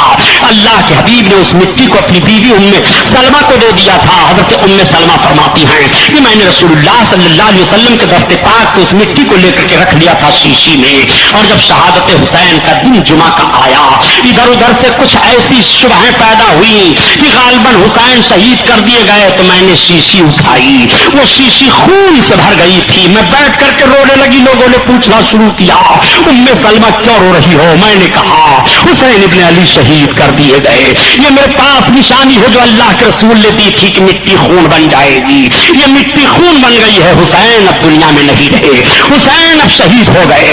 इमाम हुसैन की शहादत मुसलमानों वक्ती शहादत कही है। इमाम हुसैन की शहादत उनकी वलादत ही से मशहूर है। हुसैन के शहादत की खबर नाना दे रहे हैं, हुसैन के शहादत की खबर बाप दे रहे हैं, हुसैन के शहादत की खबर मां दे रही हैं। इन दोनों भाइयों की शहादत सिर्री एक की है और एक की शहादत जहरी है। हजरत इमाम हसन की शहादत सिर्री है। नबी कौनैन सल्लल्लाहु अलैहि वसल्लम के नमाज से भी शहीद हुए, जहर से आपको शहीद किया गया। हजरत इमाम हसन शहीद हो गए। हजरत इमाम हुसैन हैं। हजरत अमीर माविया का दौरे खिलाफत है। हजरत अमीर माविया अपने दौरे खिलाफत में इस्लामी कारनामे बड़े अच्छे अच्छे अंजाम देते हैं। हजरत अमीर माविया को भी खलीफा हजरत इमाम हुसैन ने तस्लीम कर लिया था। बड़ा फरोख पाता है इस्लामी माहौल हजरत अमीर माविया के दौर में। हजरत अमीर माविया रज़ी अल्लाह ताला अन्हु की इंतकाल का भी मामला दो सबब बताया जाता है। एक सबब तो ये बताया जाता है कि हजरत अमीर माविया रज़ी अल्लाह ताला अन्हु लकवे की बीमारी में मुब्तला हो गए थे, उस सबब से आपका इंतकाल हुआ। अल्लाह के रसूल सल्लल्लाहु अलैहि वसल्लम के कातिबे वही थे ये हजरत अमीर माविया। हजरत अमीर माविया के जब इंतकाल का वक्त आया तो हजरत अमीर माविया ने अपने लड़के यजीद को बुलाया और दूसरे लोगों को बुलाया। बुलाने के बाद कहा, देखो अब मैं ऐसा लगता है कि दुनिया से चला जाऊंगा, लेकिन यजीद जिन जिम्मेदारियों को मैंने संभाला है, मैं देखता हूं कि इसके अंदर वो अहलियत नहीं मौजूद है, तो क्या किया जाए? लोगों ने कहा, अमीर सबसे पहले आप एक काम कीजिए कि आप मक्का तशरीफ ले जाइए और मक्का जाने के बाद हज के महीने में आप ऐलान कर दीजिए कि मैंने अपना जानशीन यजीद को बना दिया है। अगर लोग तस्लीम कर ले तो आपके लिए कोई परेशानी नहीं है, लेकिन ए अमीर हम जानते हैं कि सारे लोग तस्लीम कर लेंगे, 7 आदमी नहीं मानेंगे, उसमें से एक अब्दुल्ला इब्ने जुबैर नहीं तस्लीम करेंगे, वो बड़े चालाक हैं, और दूसरे हुसैन इब्ने अली नहीं मानेंगे, और तीसरे उसमें से अब्दुल्ला इब्ने उमर नहीं मानेंगे, और उसमें चौथे अब्दुर्रहमान इब्ने अबू बकर नहीं मानेंगे। इस तरह से 7 लोगों का नाम उन लोगों ने गिनाया कि यजीद को कभी भी आपका जानशीन नहीं मानेंगे, इसलिए कि यजीद के ताल्लुक से सारी बातें लापरवाही की पाई जा रही हैं। यजीद लापरवाही किया करता है और लापरवाह रहा करता है, नमाज कभी पढ़ता है कभी नहीं पढ़ता, कभी कभी सुना जाता है कि शराब भी पी लेता है, और कभी कभी सुना जाता है कि वो लड़कियों से गाने भी सुन लिया करता है। यजीद का यही जुर्म था कि वो फासिक था, फाजिर था, बद अमल था। इसलिए हुसैन कभी भी बद अमल को शरीयत इस्लामिया के कानून के मुताबिक इमाम नहीं तस्लीम कर सकते हैं, और यजीद की जानशीनी को हक जानशीनी करार नहीं दे सकते हैं। ये मुशीरों ने हजरत अमीर माविया से कहा। हजरत अमीर माविया तशरीफ लाए हज के महीने में, और आपने ये ऐलान भी किया, बात वही हुई जो मशवरा दिया गया था। हजरत अमीर माविया वापस चले گئے اور واپس جانے کے بعد یزید کو بلایا, کہا یزید سن, میں تو یہ چاہتا تھا اور میں نے تیرے لیے بڑی کوششیں کی, مگر سن تیرے لیے اس طرح کے معاملات ہیں. اگر میرے باپ تو جانشین میرا ہو جائے تو حسین ابن علی کے بارے میں تجھے بہت سنبھال کا قدم اٹھانا پڑے گا, لیکن تو اپنی حرکتوں کو بدل دے. امیر چند روز دیکھ رہے ہیں جب یزید اپنی حرکتوں کو نہیں بدلتا ہے تو مورخین کا یہی اختلاف ہو جاتا ہے روایت بیان کرنے میں. مورخین کا ایک طبقہ اس طرف گیا کہ جب حضرت امیر نے دیکھا کہ یزید ہمارا کہا نہیں مان رہا ہے اور اپنی حرکتوں کو نہیں بدل رہا ہے, تو حضرت امیر معاویہ نے امام حسین کی ایک شرط, حضرت امام حسن کی ایک شرط یہ بھی تھی کہ آپ کے بعد خلافت کی ذمہ داری ہمارے ادھر آ جائے گی. چنانچہ اس تحت حضرت امیر معاویہ نے خلافت نامہ اور ذمہ داری حضرت حسین ابن علی کی طرف لکھ دیا اور لکھ کر کے روانہ کر دیا مکہ المکرمہ. ادھر یزید کو پتا چل گیا, کچھ لوگوں نے بتا دیا, یزید نے راستے میں پکڑوا لیا اور پکڑوانے کے بعد سزا دے دی. ادھر حضرت امیر معاویہ فالج کی بیماری میں تھے, اصال فرما گئے. اب یزید اپنے منمانی کرنے لگا. اسلامیہ کیسٹ کمپنی مالیگاؤں کی جانب سے عقائد و اعمال کو سنوارنے والی بہترین کیسٹیں مولانا سید شاہ تراب الحق قادری صاحب کی تقریریں, مقام مصطفیٰ اور ترجمہ قرآن, جنگ بدر, بیماریوں کا قرآنی علاج, تقلید اور مذہب حنفی, نماز کے مسائل, روزہ کے مسائل, وضو پاکی اور زکوٰۃ کے مسائل, مولانا عبد المصطفیٰ حشمتی صاحب کی تقریریں, وطن کے غدار کون, کیوں نہیں ہوتے مسلمان ایک, باطل کی پہچان. اس کے علاوہ ہر قسم کی سی ڈی اور کتابوں کے لیے اسلامیہ کیسٹ کمپنی پوار گلی مالیگاؤں ضلع ناسک اور مکتبہ رضا 26 کام بیکر اسٹریٹ بمبئی نمبر 3 سے رابطہ قائم کریں. ادھر حضرت امیر معاویہ فالج کی بیماری میں تھے, اصال فرما گئے. اب یزید اپنے منمانی کرنے لگا اور یزید جو تحریر حضرت امیر معاویہ نے دی تھی اس تحریر کو بدل دیا اور بدلنے کے بعد ان لوگوں کے نام اس طرح سے لکھ دیا اور دوسرے قاصد کو متعین کیا کہ اب تم لوگ مدینہ طیبہ لے کر کے جاؤ اور اس طرح کی تحریر اب مدینہ اور مکہ پہنچے گی جس طرح سے میں نے لکھوا دیا ہے. ادھر حضرت امیر معاویہ کے وصال کی خبر چاروں طرف پھیل جاتی ہے. حضرت امام حسین جب سنتے ہیں تو اس طرح فرماتے ہیں, مکہ والے سنتے ہیں تو انا للہ و انا الیہ راجعون پڑھتے ہیں, اس لیے کہ حضرت امیر معاویہ کی پوری زندگی ان کے سامنے ہے. بیٹا ہے نماز کا پابند نہیں ہے, مگر حضرت امیر معاویہ نماز کے کیسے پابند ہیں ذرا دیکھو. ایک مرتبہ روایت میں بات آئی ہے کہ حضرت امیر معاویہ جماعت کی نماز ادا کرنے سے فجر میں پیچھے رہ گئے تھے تو آپ دن بھر روتے رہے, آنکھوں سے آنسو بہاتے رہے. اللہ تعالیٰ نے 200 رکعت کا ثواب ان کے نام اعمال میں لکھ دیا. حضرت امیر معاویہ دوسرے دن سوئے ہوئے ہیں کہ آواز آتی ہے, اے امیر معاویہ جلدی اٹھ جاؤ. آپ کہتے ہیں کون ہے مجھے جگانے والا؟ آواز آتی ہے میں ابلیس ہوں. آپ نے فرمایا شیطان ملعون تیرا کام نماز کے لیے جگانا. اس نے کہا اے امیر معاملہ یہ ہے کہ کل آپ سو گئے تھے, جماعت ترک ہو گئی تھی تو آپ رب کی بارگاہ میں اتنا روئے آہوزاری کیے کہ 200 رکعت نماز کا ثواب آپ کے نام عمل میں لکھ دیا گیا. اور اے امیر اس لیے میں نے آج آپ کو بیدار کر دیا تاکہ آپ 2 ہی رکعت کا ثواب پائیں, آپ کا ثواب نہ بڑھنے پائے. حضرت امیر معاویہ نے لا حول ولا قوت الا باللہ پڑھا, شیطان بھاگ گیا. وہ حضرت امیر معاویہ ہیں. آپ وصیت فرماتے ہیں یہ لوگوں سنو, میرے پاس رسول اللہ کے بال شریف ہیں اور میرے پاس اللہ کے حبیب کا تہبند ہے اور میرے پاس سرکار کی ایک چادر ہے.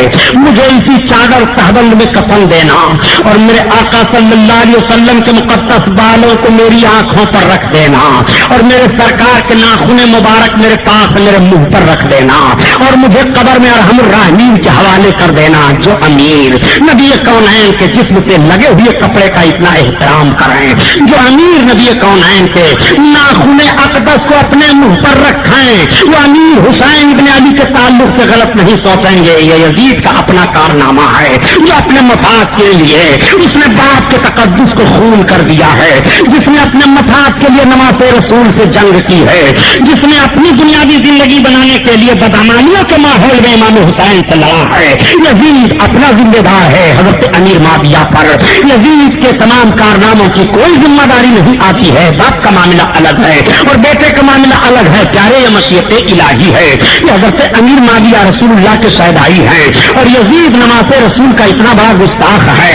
عمرو ابن साद रसूल कायनात के नवासे का दुश्मन है, लेकिन यही हजरत साद बिन वक्कास रसूलुल्लाह के शहदाई हैं। बाप अबू जहल सरकार का दुश्मन है, मगर अबू जहल के लड़के हजरत अकरमा किस तरह से शहदाई हैं, और खालिद बिन वलीद किस तरह से सरकार के शहदाई हैं, और हजरत खालिद का बाप वलीद बिन मुगीरा कितना बड़ा सरकार का दुश्मन है। जरा मशीयत इलाही देखते चलिए, बाप की किस्मत का मामला और है और बेटे की किस्मत का मामला और है, बाप की किस्मत का मामला और है और बेटे का मामला और है। दोनों देखते चलिए, बेटा जहन्नमी है तो बाप जन्नती है, और बाप जन्नती है तो बेटा जहन्नमी है। ये मशीयत इलाही है, मशीयत इलाही से टकराया नहीं जा सकता है। यजीद के किसी कारनामे की जिम्मेदारी हजरत अमीर माविया पर नहीं आ सकती है। हजरत अमीर माविया आदिल हैं, कहा है सहाबी हैं। हजरत अमीर माविया ने हजरत इमाम हुसैन को सताने के लिए माज़अल्लाह कभी मशवरा यजीद को नहीं दिया, बल्कि तहरीर में आज भी मौरखीन इतनी बात लाते हैं कि जब जब हजरत इमाम हुसैन की बात आती थी तो अमीर माविया कहा करते थे, ए यजीद तुझे हुसैन इब्ने अली के ताल्लुक से बहुत सोच समझ कर कदम उठाना पड़ेगा, इसलिए कि वो नवासे रसूलुल्लाह हैं, वो अली के जिगर गोशे हैं, वो फातिमा ज़हरा के जिगर के टुकड़े हैं। हुसैन के ताल्लुक से अमीर माविया ने भी तो सुना था नबी का फरमान कि हसन हुसैन जन्नती जवानों के सरदार हैं। हजरत अमीर माविया ने भी तो अपनी आंखों से देखा था इमाम हसन हुसैन की मोहब्बत को। अमीर माविया कैसे नहीं समझ रहे हैं? अमीर माविया के सामने भी तो आयत करीमा है, कुल ला असलुकुम अलैहि अजरन इल्ला मवद्दता फिल क़ुरबा। ए महबूब तुम फरमा दो कि खिदमत दीन पर मैं तुमसे कोई अजर नहीं मांगता, मगर कराबतदारों की मोहब्बत मांगता हूँ। तारे मोहब्बत की दुनिया अजीब हुआ करती है। इमाम हुसैन से मोहब्बत करो तो तुम्हारी जिंदगी का नक्शा बदल जाएगा। इमाम हुसैन से मोहब्बत रखो तो तुम्हें तौबा की तौफीक मिल जाएगी। इमाम हुसैन से मोहब्बत रखो। नबी कौनैन फरमाते हैं, इमाम हुसैन और हसन से मोहब्बत रखने वाला बिना तौबा के नहीं मरेगा। आका इरशाद फरमाते हैं कि हसन हुसैन से जो मोहब्बत रखेगा जब मरेगा तो मोमिन होकर के मरेगा। अगर तो इमाम हसन हुसैन से मोहब्बत रखने वाला जब दुनिया से जाएगा तो मोमिन होकर के जाएगा। ये जमानत कौन दे रहा है? नबी कौनैन दे रहे हैं। तो जब नबी के नवासे से मोहब्बत का यह नतीजा है कि मरने वाला बिला तौबा नहीं मरेगा, मरने वाला मोमिन होकर के मरेगा, तो नबी की मोहब्बत का हाल क्या होगा? नबी कौनैन से उल्फत का हाल क्या होगा? जरा देखो। अरे प्यारे, हुसैन की मोहब्बत तुम्हें जहन्नम में जाने से बचा लेगी। हुसैन का चाहने वाला जहन्नम में नहीं चलेगा। हुसैन का चाहने वाला भूखा नहीं रहेगा।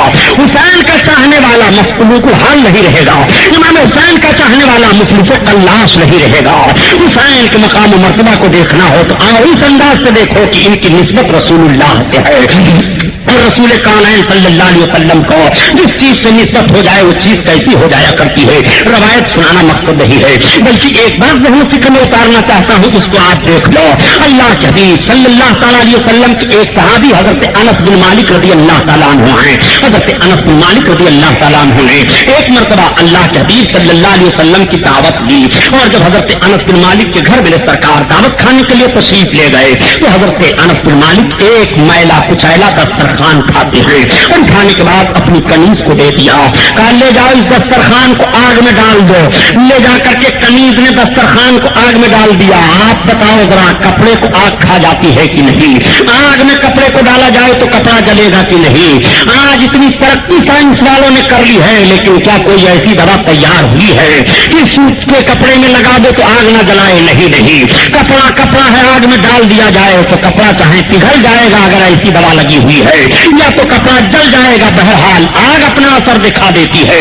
नबी कौनैन के सहाबी हजरत अनस बिन मालिक रज़ी अल्लाह तआला अन्हु अपनी कनीज से कहते हैं ले जाओ जलते हुए तंदूर में इसको डाल दो। तंदूर में वो कनीज दस्तरखान को डाल देती है। थोड़ी देर के बाद जब उस कपड़े को निकालती है तो कपड़ा जला नहीं है, बल्कि साफ शफाफ चमक रहा है। लोगों ने दस्तरखान पर खाना खाना शुरू कर दिया। हजरत अनस बिन मालिक से लोगों ने पूछा, है अनस बिन मालिक ये तुमने कैसा कपड़ा बिछा दिया है दस्तरखान के लिए?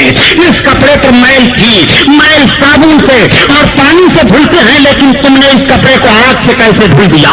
तो हजरत अनस बिन मालिक फरमाते हैं, सुनो सुनो, एक मरतबा मैंने अल्लाह के हबीब सल्लल्लाहु अलैहि वसल्लम की दावत ली थी, और अल्लाह के रसूल दावत खाने के लिए आए थे, और मैंने इसी दस्तरखान पर सरकार को दावत खिलाई थी। नबी कौनैन खाने के बाद इस कपड़े से अपने दस्ते पाक को मस करके साफ कर लेते हैं।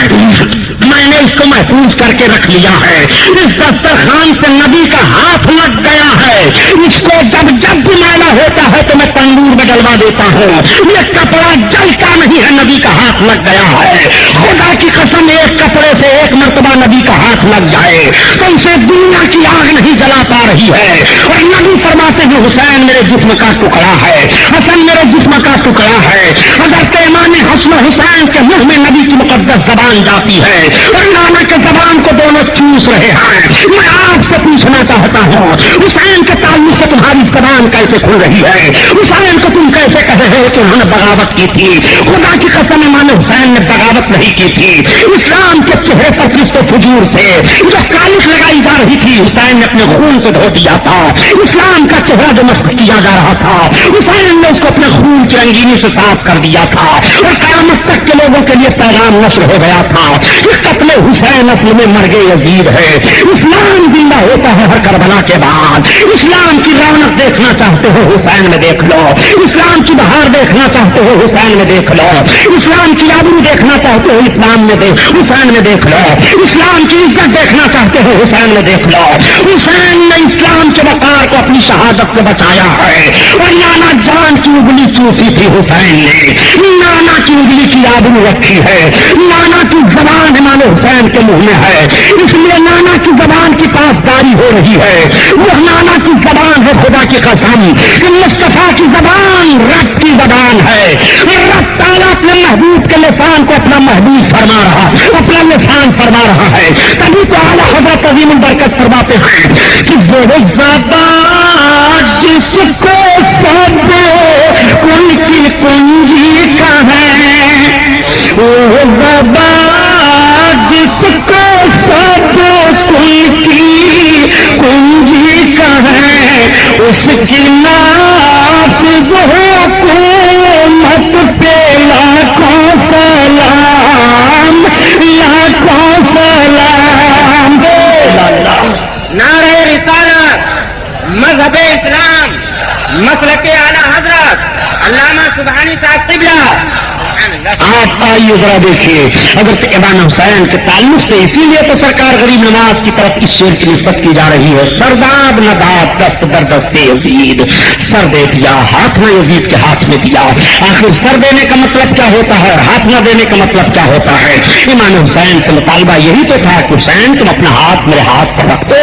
امام حسین وہ ہاتھ کیسے یزید کے ہاتھ پر رکھ دیتے؟ اس کا ہاتھ ناپاک ہاتھ ہے, اس کا ہاتھ صحیح ہاتھ نہیں ہے. امام حسین کا وہ ہاتھ ہے جو نانا کے ہاتھ میں رہا ہے. اور نانا سے امام حسین نے بچپن میں بہت سارے وعدے کیے ہیں, اس وعدے کو ضرور نبھانا ہے. وہ ہاتھ کیسے دے دیتے؟ تبھی تو کہا تھا یزید میں ہاتھ نہیں دے سکتا ہوں. سرداب نداد دست در دست یزید, سر دے دیا لیکن یزید کے ہاتھ میں ہاتھ نہ دیا.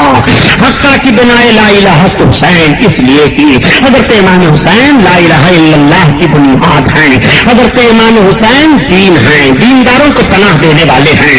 امام حسین شاہ ہیں, بادشاہ ہیں. حسین کو سمجھنا سب کے بس کی بات نہیں ہے. حسین کو سمجھنا ہے تو قرآن سے سمجھو, اور قرآن کو سمجھنا ہے تو امام حسین سے سمجھو. نانا کی تحریک اور نانا کے مشن کو سمجھنا ہے تو امام حسین سے سمجھنا پڑے گا.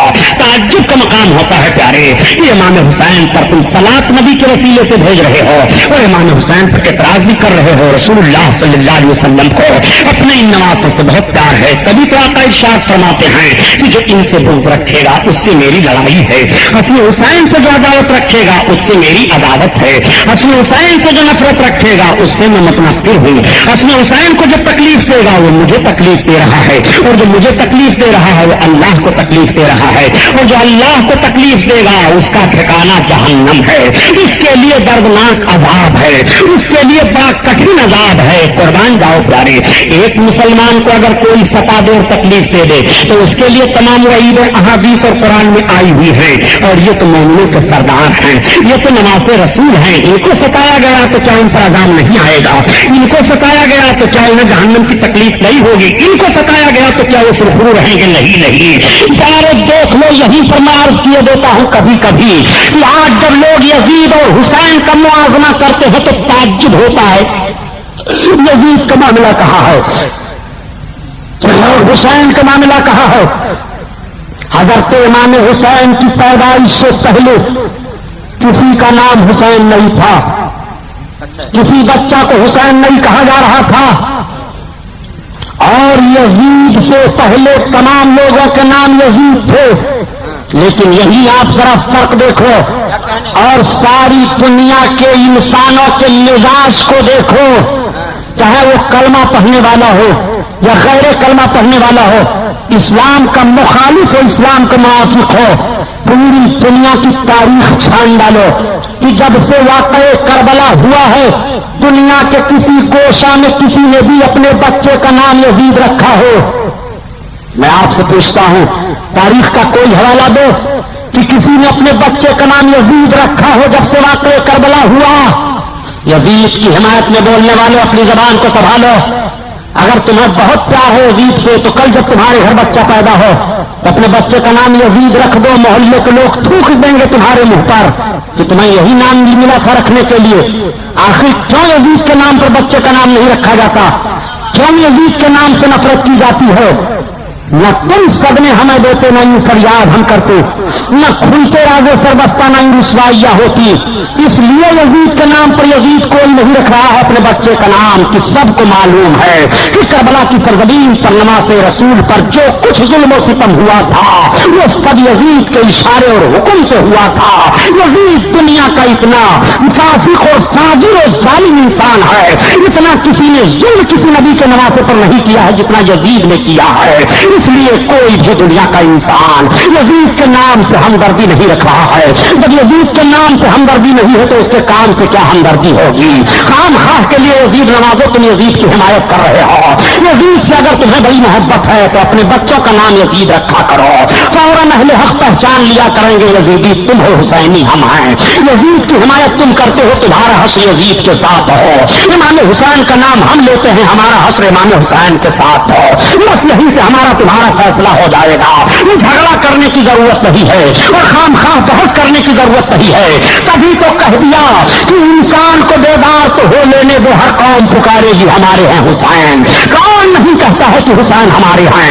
कौन नहीं बोलता है कि हुसैन हमारे हैं? कौन नहीं सुनता है कि हुसैन हमारे हैं? खुदा की कसम, कल भी हुसैन हमारे थे, आज भी हुसैन हमारे हैं। कल भी हुसैन हमारे काम आ रहे थे, आज भी हमारे काम आ रहे हैं। हुसैन के नाम की बरकत तो ये है प्यारे, और एक हदीस की रोशनी में समझाता चलूँ, वाकया सुनाना मकसद नहीं है, बल्कि जो बात तकरीब फहम पर ला रहा हूं उसको समझो। नबी कौनैन सल्लल्लाहु अलैहि वसल्लम एक हदीस बयान फरमाते हैं कि जब कयामत का दिन होगा तो एक ऐसा गुनहगार रब की बारगाह में लाया जाएगा कि अपने गुनाहों की बुनियाद पर वो जहन्नम का हकदार होगा। जब रब का हुक्म होगा कि इसको जहन्नम की तरफ ले जाओ तो फौरन वो जहन्नम की तरफ भागेगा। रब ताला का इरशाद होगा, जिब्रील इसको रोको, रोक लिया जाएगा। इससे पूछो कि इसका नाम क्या है? क्या इसका नाम किसी आलिम दीन के नाम पर है कि इसे बख्श दिया जाए? तो यक़ूल ला, तो वो कहेगा नहीं। अगर तो जिब्रील से रब फरमाएगा फिर इसको रोको, वो जहन्नम की तरफ जाने लगेगा, फिर उसे रोक लिया जाएगा। अच्छा इससे पूछो क्या इसका मकान किसी आलिम के मकान के बगल में था तो इसे बख्श दूं? तो यक़ूल ला, तो वो कहेगा नहीं। अब फिर वो जहन्नम की तरफ बढ़ेगा, तब तक रब ताला फरमाएगा फरिश्ते से रोक लो इस मेरे बंदे को। अच्छा इससे पूछो क्या किसी के आलिम के दस्तरखान पर खाना खाया था तो इसकी मग़फ़िरत कर दी जाए? फयक़ूल ला, तो वो कहेगा नहीं। रब ताला फिर इरशाद फरमाएगा, अच्छा इससे पूछो क्या इसका नाम किसी आलिम के नाम पर था तो बख्श दिया जाए? अब जरा रब की बख्शिश और मसीयत मुलाहिजा करो। रब ताला अपने बख्शिश और अपने करम और अपने फज़ल का हीला किस तरह से मुरत्तब फरमा रहा है। अगर ये मेरे बंदे का नाम किसी आलिम दीन के नाम पर हो तो बख्श दिया जाए। हालांकि रब जानता है मगर उसकी मसीयत जरा देखो। रब ताला बख्शने का अंदाज क्या अपने बंदों को अता कर रहा है, जरा मुलाहिजा करो। यही से मैं अर्ज करता हूं प्यारे, अगर ऐसे गुनाहगारों की मग़फ़िरत आलिम दीन के नाम पर नाम हो तो बख्शिश हो रही है, तो जिसका नाम इमाम हुसैन के नाम पर होगा बख्शिश क्यों नहीं होगी? जिसका नाम इमाम हुसैन के नाम पर होगा मग़फ़िरत का हकदार क्यों नहीं होगा? जिसका नाम हुसैन के नाम पर होगा वो क्यों नहीं भलाइयां समेटेगा? صحیح فرمایا نبی کونین نے کہ حسین سے محبت رکھنے والا جب تک توبہ نصیب نہ ہو جائے مرے گا نہیں. وہ مرے گا تو مومن ہو کر مرے گا اور جنت میں داخل ہوگا. نبی کونین یہ ضمانت دے رہے ہیں. اس طرح نام کی برکت ہوتی ہے. آج آپ ذرا دیکھو یزید نام کا دنیا میں کوئی انسان نہیں ملے گا. جب سے واقعہ کربلا رونما ہوا ہے تمام قسم کے یزیدی ذہن و فکر رکھنے والے تو ہیں مگر وہ بھی اتنی جرات نہیں کر سکتے ہیں کہ میں اپنا نام یزید رکھ لوں یا اپنا تخلصی یزید کر لوں یا اپنے محلے کا نام ہی یزید نگر رکھ لوں یا اپنے ضلع کا نام ہی یزید نگر رکھ لوں. نہ تو زمین کی طرف نسبت کی جا رہی ہے, نہ محلہ کوئی بنایا جا رہا ہے, نہ تو بچوں کا نام رکھا جا رہا ہے. جس یزید سے نفرت رب تعالیٰ نے اپنے بندوں کے دل میں اتنی ڈال دی ہے کہ ٹھیک ہے اچھا تم اپنے بچوں کا نام نہ یزید رکھنا مگر یزید نگر نام رکھ دو. یزید نگر کوئی شہر تم دنیا میں نہیں دکھا سکتے ہو, کوئی محلہ نہیں دکھا سکتے ہو. جغرافیہ ہندوستان کا پلٹ کر دیکھ ڈالو, جس بھارت میں آزاد ہوئی سی بھارت کو دیکھ ڈالو, اس بھارت میں بھی کوئی محلہ نہیں ملے گا جو یزید کے نام پر پایا جا رہا ہو. دیو کے نام پر تو شہر پایا گیا مگر یزید کے نام پر نہیں پایا جا رہا ہے. دیو بند تو موجود ہے مگر یزید بند کہیں نہیں دیکھو گے. دیو بند تو پایا جا رہا ہے مگر یزید نگر کہیں نہیں پایا جا رہا ہے. یزید اتنے منحوس انسان کا نام ہے کہ نہ اس کی نسبت زمین کی طرف کی جا رہی ہے, نہ کسی شہر کی طرف کی جا رہی ہے, نہ کسی ضلع کی طرف کی جا رہی ہے, نہ کسی صوبے کی طرف کی جا رہی ہے, نہ کسی ملک کی طرف کی جا رہی ہے, نہ انسانوں کی طرف کی جا رہی ہے, نہ جانوروں کی طرف کی جا رہی ہے, نہ پرندوں کی طرف کی جا رہی ہے. لوگوں نے دشمنی میں یا محبت میں اپنے کتوں کا نام ہٹلر کو ضرور رکھ دیا ہے, اپنے کتے کا نام کسی نہ کسی کے نام پر عداوت یا محبت میں تو ضرور رکھ دیا ہے مگر دنیا کا کوئی انسان اپنے کتے کو یزید بھی نہیں کہہ رہا ہے. اپنے دروازے پر رہنے والے کتے کو یزید کہنا گوارا نہیں کرتا. یزید اتنے بڑے منحوس انسان کا نام ہے. یزید کی نسبت نہ جانوروں کی طرف کی جا رہی ہے, نہ پرندوں کی طرف کی جا رہی ہے, نہ انسانوں کی طرف کی جا رہی ہے. یزید کی نسبت حسین سے کیا ہے. اور امام حسین کے نام کی کرامت دیکھو, کوئی غلام حسین پایا جا رہا ہے, کوئی احمد حسین پایا جا رہا ہے, کوئی سرور حسین پایا جا رہا ہے, کوئی محمد حسین پایا جا رہا ہے, کوئی حسین بخش پایا جا رہا ہے. حسین کا نام جہاں دیکھو وہی لیا جا رہا ہے. حسین نگر پایا جا رہا ہے, حسین گنج پایا جا رہا ہے, حسین آباد پایا جا رہا ہے. حسین کی نسبت زمین کی طرف بھی ہو رہی ہے, انسانوں کی طرف بھی ہو رہی ہے, جانوروں کی طرف بھی ہو رہی ہے. امام حسین سے اپنی نسبت جوڑنے کے لیے ہندوستان ہی نہیں بلکہ دنیا کا ذرہ ذرہ محتاج ہے حسین کے نام کا. ہماری نسبت حسین کی طرف ہو جائے تو عروج ہمیں مل جائے. زمین بول رہی ہے ہماری نسبت حسین کی طرف ہو جائے تو ہماری عزت بڑھ جائے. محلہ بول رہا ہے کہ ہماری نسبت حسین کی طرف ہو جائے تو عزت بڑھ جائے. انسان بول رہا ہے کہ ہماری نسبت حسین کی طرف ہو جائے تو ہماری عزت بڑھ جائے. انسان کو بیدار تو ہو لینے دو اور کون پکارے گی ہمارے ہیں حسین.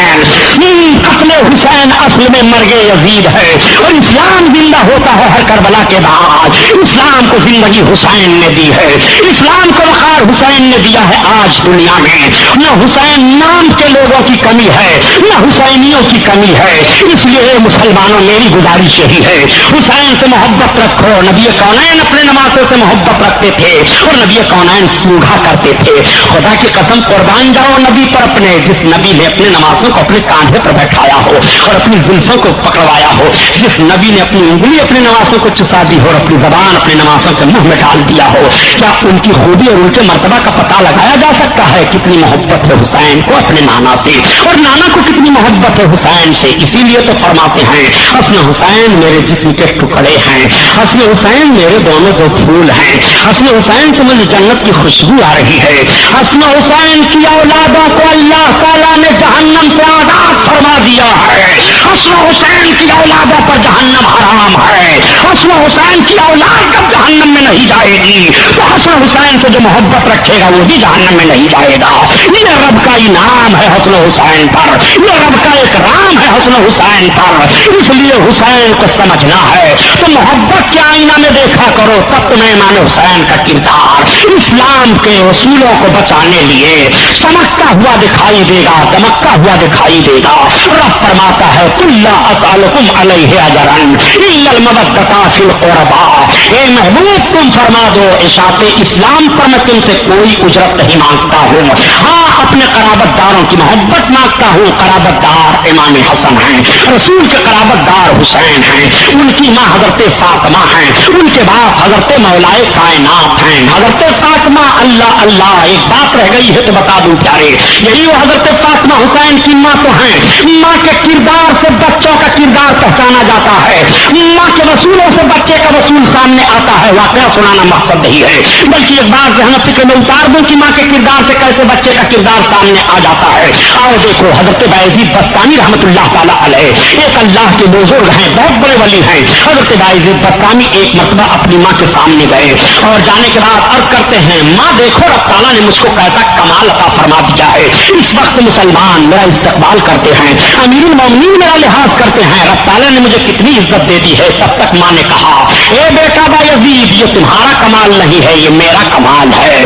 آپ فرماتے ہیں, امی جان تمہارا کمال کیسے ہے؟ رات بھر محنت و مشقت میں کرتا ہوں, عبادت و ریاضت میں کرتا ہوں, محنت سے علم دین میں نے حاصل کیا ہے. ماں تمہارا کمال کیسے ہے؟ تو حضرت بایزید بستانی رحمت اللہ تعالیٰ علیہ ارشاد فرماتے ہیں, یہ تو ماں کہتی ہے, اے بیٹا بایزید بستانی سن, اگر میں تہجد کی نماز پڑھ کر کے تجھے دودھ نہ پلاتی تو تیرے اندر یہ کمال کہاں سے پیدا ہوتا؟ پتا یہ چلا کہ ماں کا اثر بیٹے پر مرتب ہوتا ہے. ایک جگہ میں نے یہی عرض کر دیا تو ایک صاحب چلا پڑے کہ سبحانی صاحب تو ابھی کہتے تھے کہ یزید نام کا کوئی دنیا میں نہیں ہے اور یہاں یزید کا نام لے رہے ہیں. ہم نے کہا اس پاگل سے کہہ دو, یہ یزید نام نہیں ہے, ان کا نام بایزید ہے, بستان کے رہنے والے ہیں اور اصل نام ان کا تیسور ابن عیسیٰ ہے. یزید اور بایزید میں بڑا فرق ہوتا ہے. حضرت بایزید بستانی رحمت اللہ تعالیٰ علیہ تو وہ ہے خدا کی قسم کہ ایک مرتبہ محبوبیت کے جوش میں آئے تو فرماتے ہیں کہ جو میرا نام محبت سے لے لے گا رب تعالیٰ اسے جنت عطا فرمائے گا. علماء فرماتے ہیں کہ بایزید بستانی سے جو محبت کرے گا مرنے سے پہلے توبہ کی توفیق مل جائے گی. بایزید بستانی اللہ کے ولی ہیں, ولی اللہ سے محبت کرو تو توبہ کی توفیق مل جائے, اور جو امام الاولیاء سے محبت کرے گا اسے کیوں توبہ کی توفیق نہیں ملے گی؟ ولایت تو حسین کے چوکھر سے بڑھ رہی ہے, عرفان تو حسین کے گھر کی دولت ہے, عظمت تو حسین کے گھر کی دولت ہے, شوکت تو حسین کے گھر کی دولت ہے, وقار تو حسین کے گھر کی دولت ہے, اقتدار تو حسین کے گھر کی دولت ہے, بہاریں تو حسین کے گھر کی دولت ہے, شوکت اسلام حسین کے گھر کی دولت ہے. جو مانگو ساری دولتیں حسین کے گھر سے تقسیم ہو رہی ہیں. اسی لیے اعلیٰ حضرات عظیم البرکت رحمت اللہ علیہ ارشاد فرماتے ہیں کہ تیری نسل پاک میں ہے بچہ بچہ نور کا,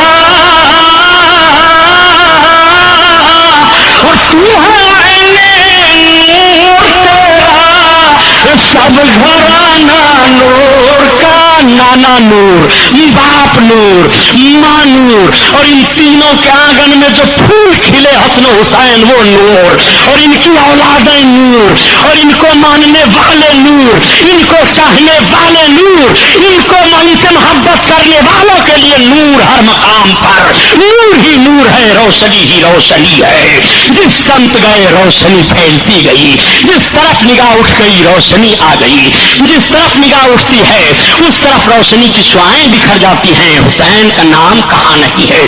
زمین پر حسین کا نام ہے, آسمانوں پر حسین کا نام ہے, ہواؤں فضاؤں میں حسین کا نام ہے, دوستوں کی زبان پر حسین کا نام ہے, دشمنوں کی زبان پر حسین کا نام ہے, دریاؤں میں مچھلیاں حسین کی دہائی دے رہی ہیں, سمندروں میں جانور حسین کے نام کا خطبہ پڑھ رہے ہیں. حسین کے ذکر سے دنیا کا کوئی گوشہ, کوئی چپا خالی نہیں ہے. شاہست حسین, بادشاہست حسین, حسین شاہ ہیں اور حسین بادشاہ ہیں. یہ قصے مختصر کہ حسین نواز رسول اللہ ہیں, اور اس سے بھاری کوئی نسبت نہیں ہے وہ حضرت امام حسین ہیں. امام حسن اور امام حسین سے محبت کے تعلق سے یہ چند جملے میں نے عرض کیے.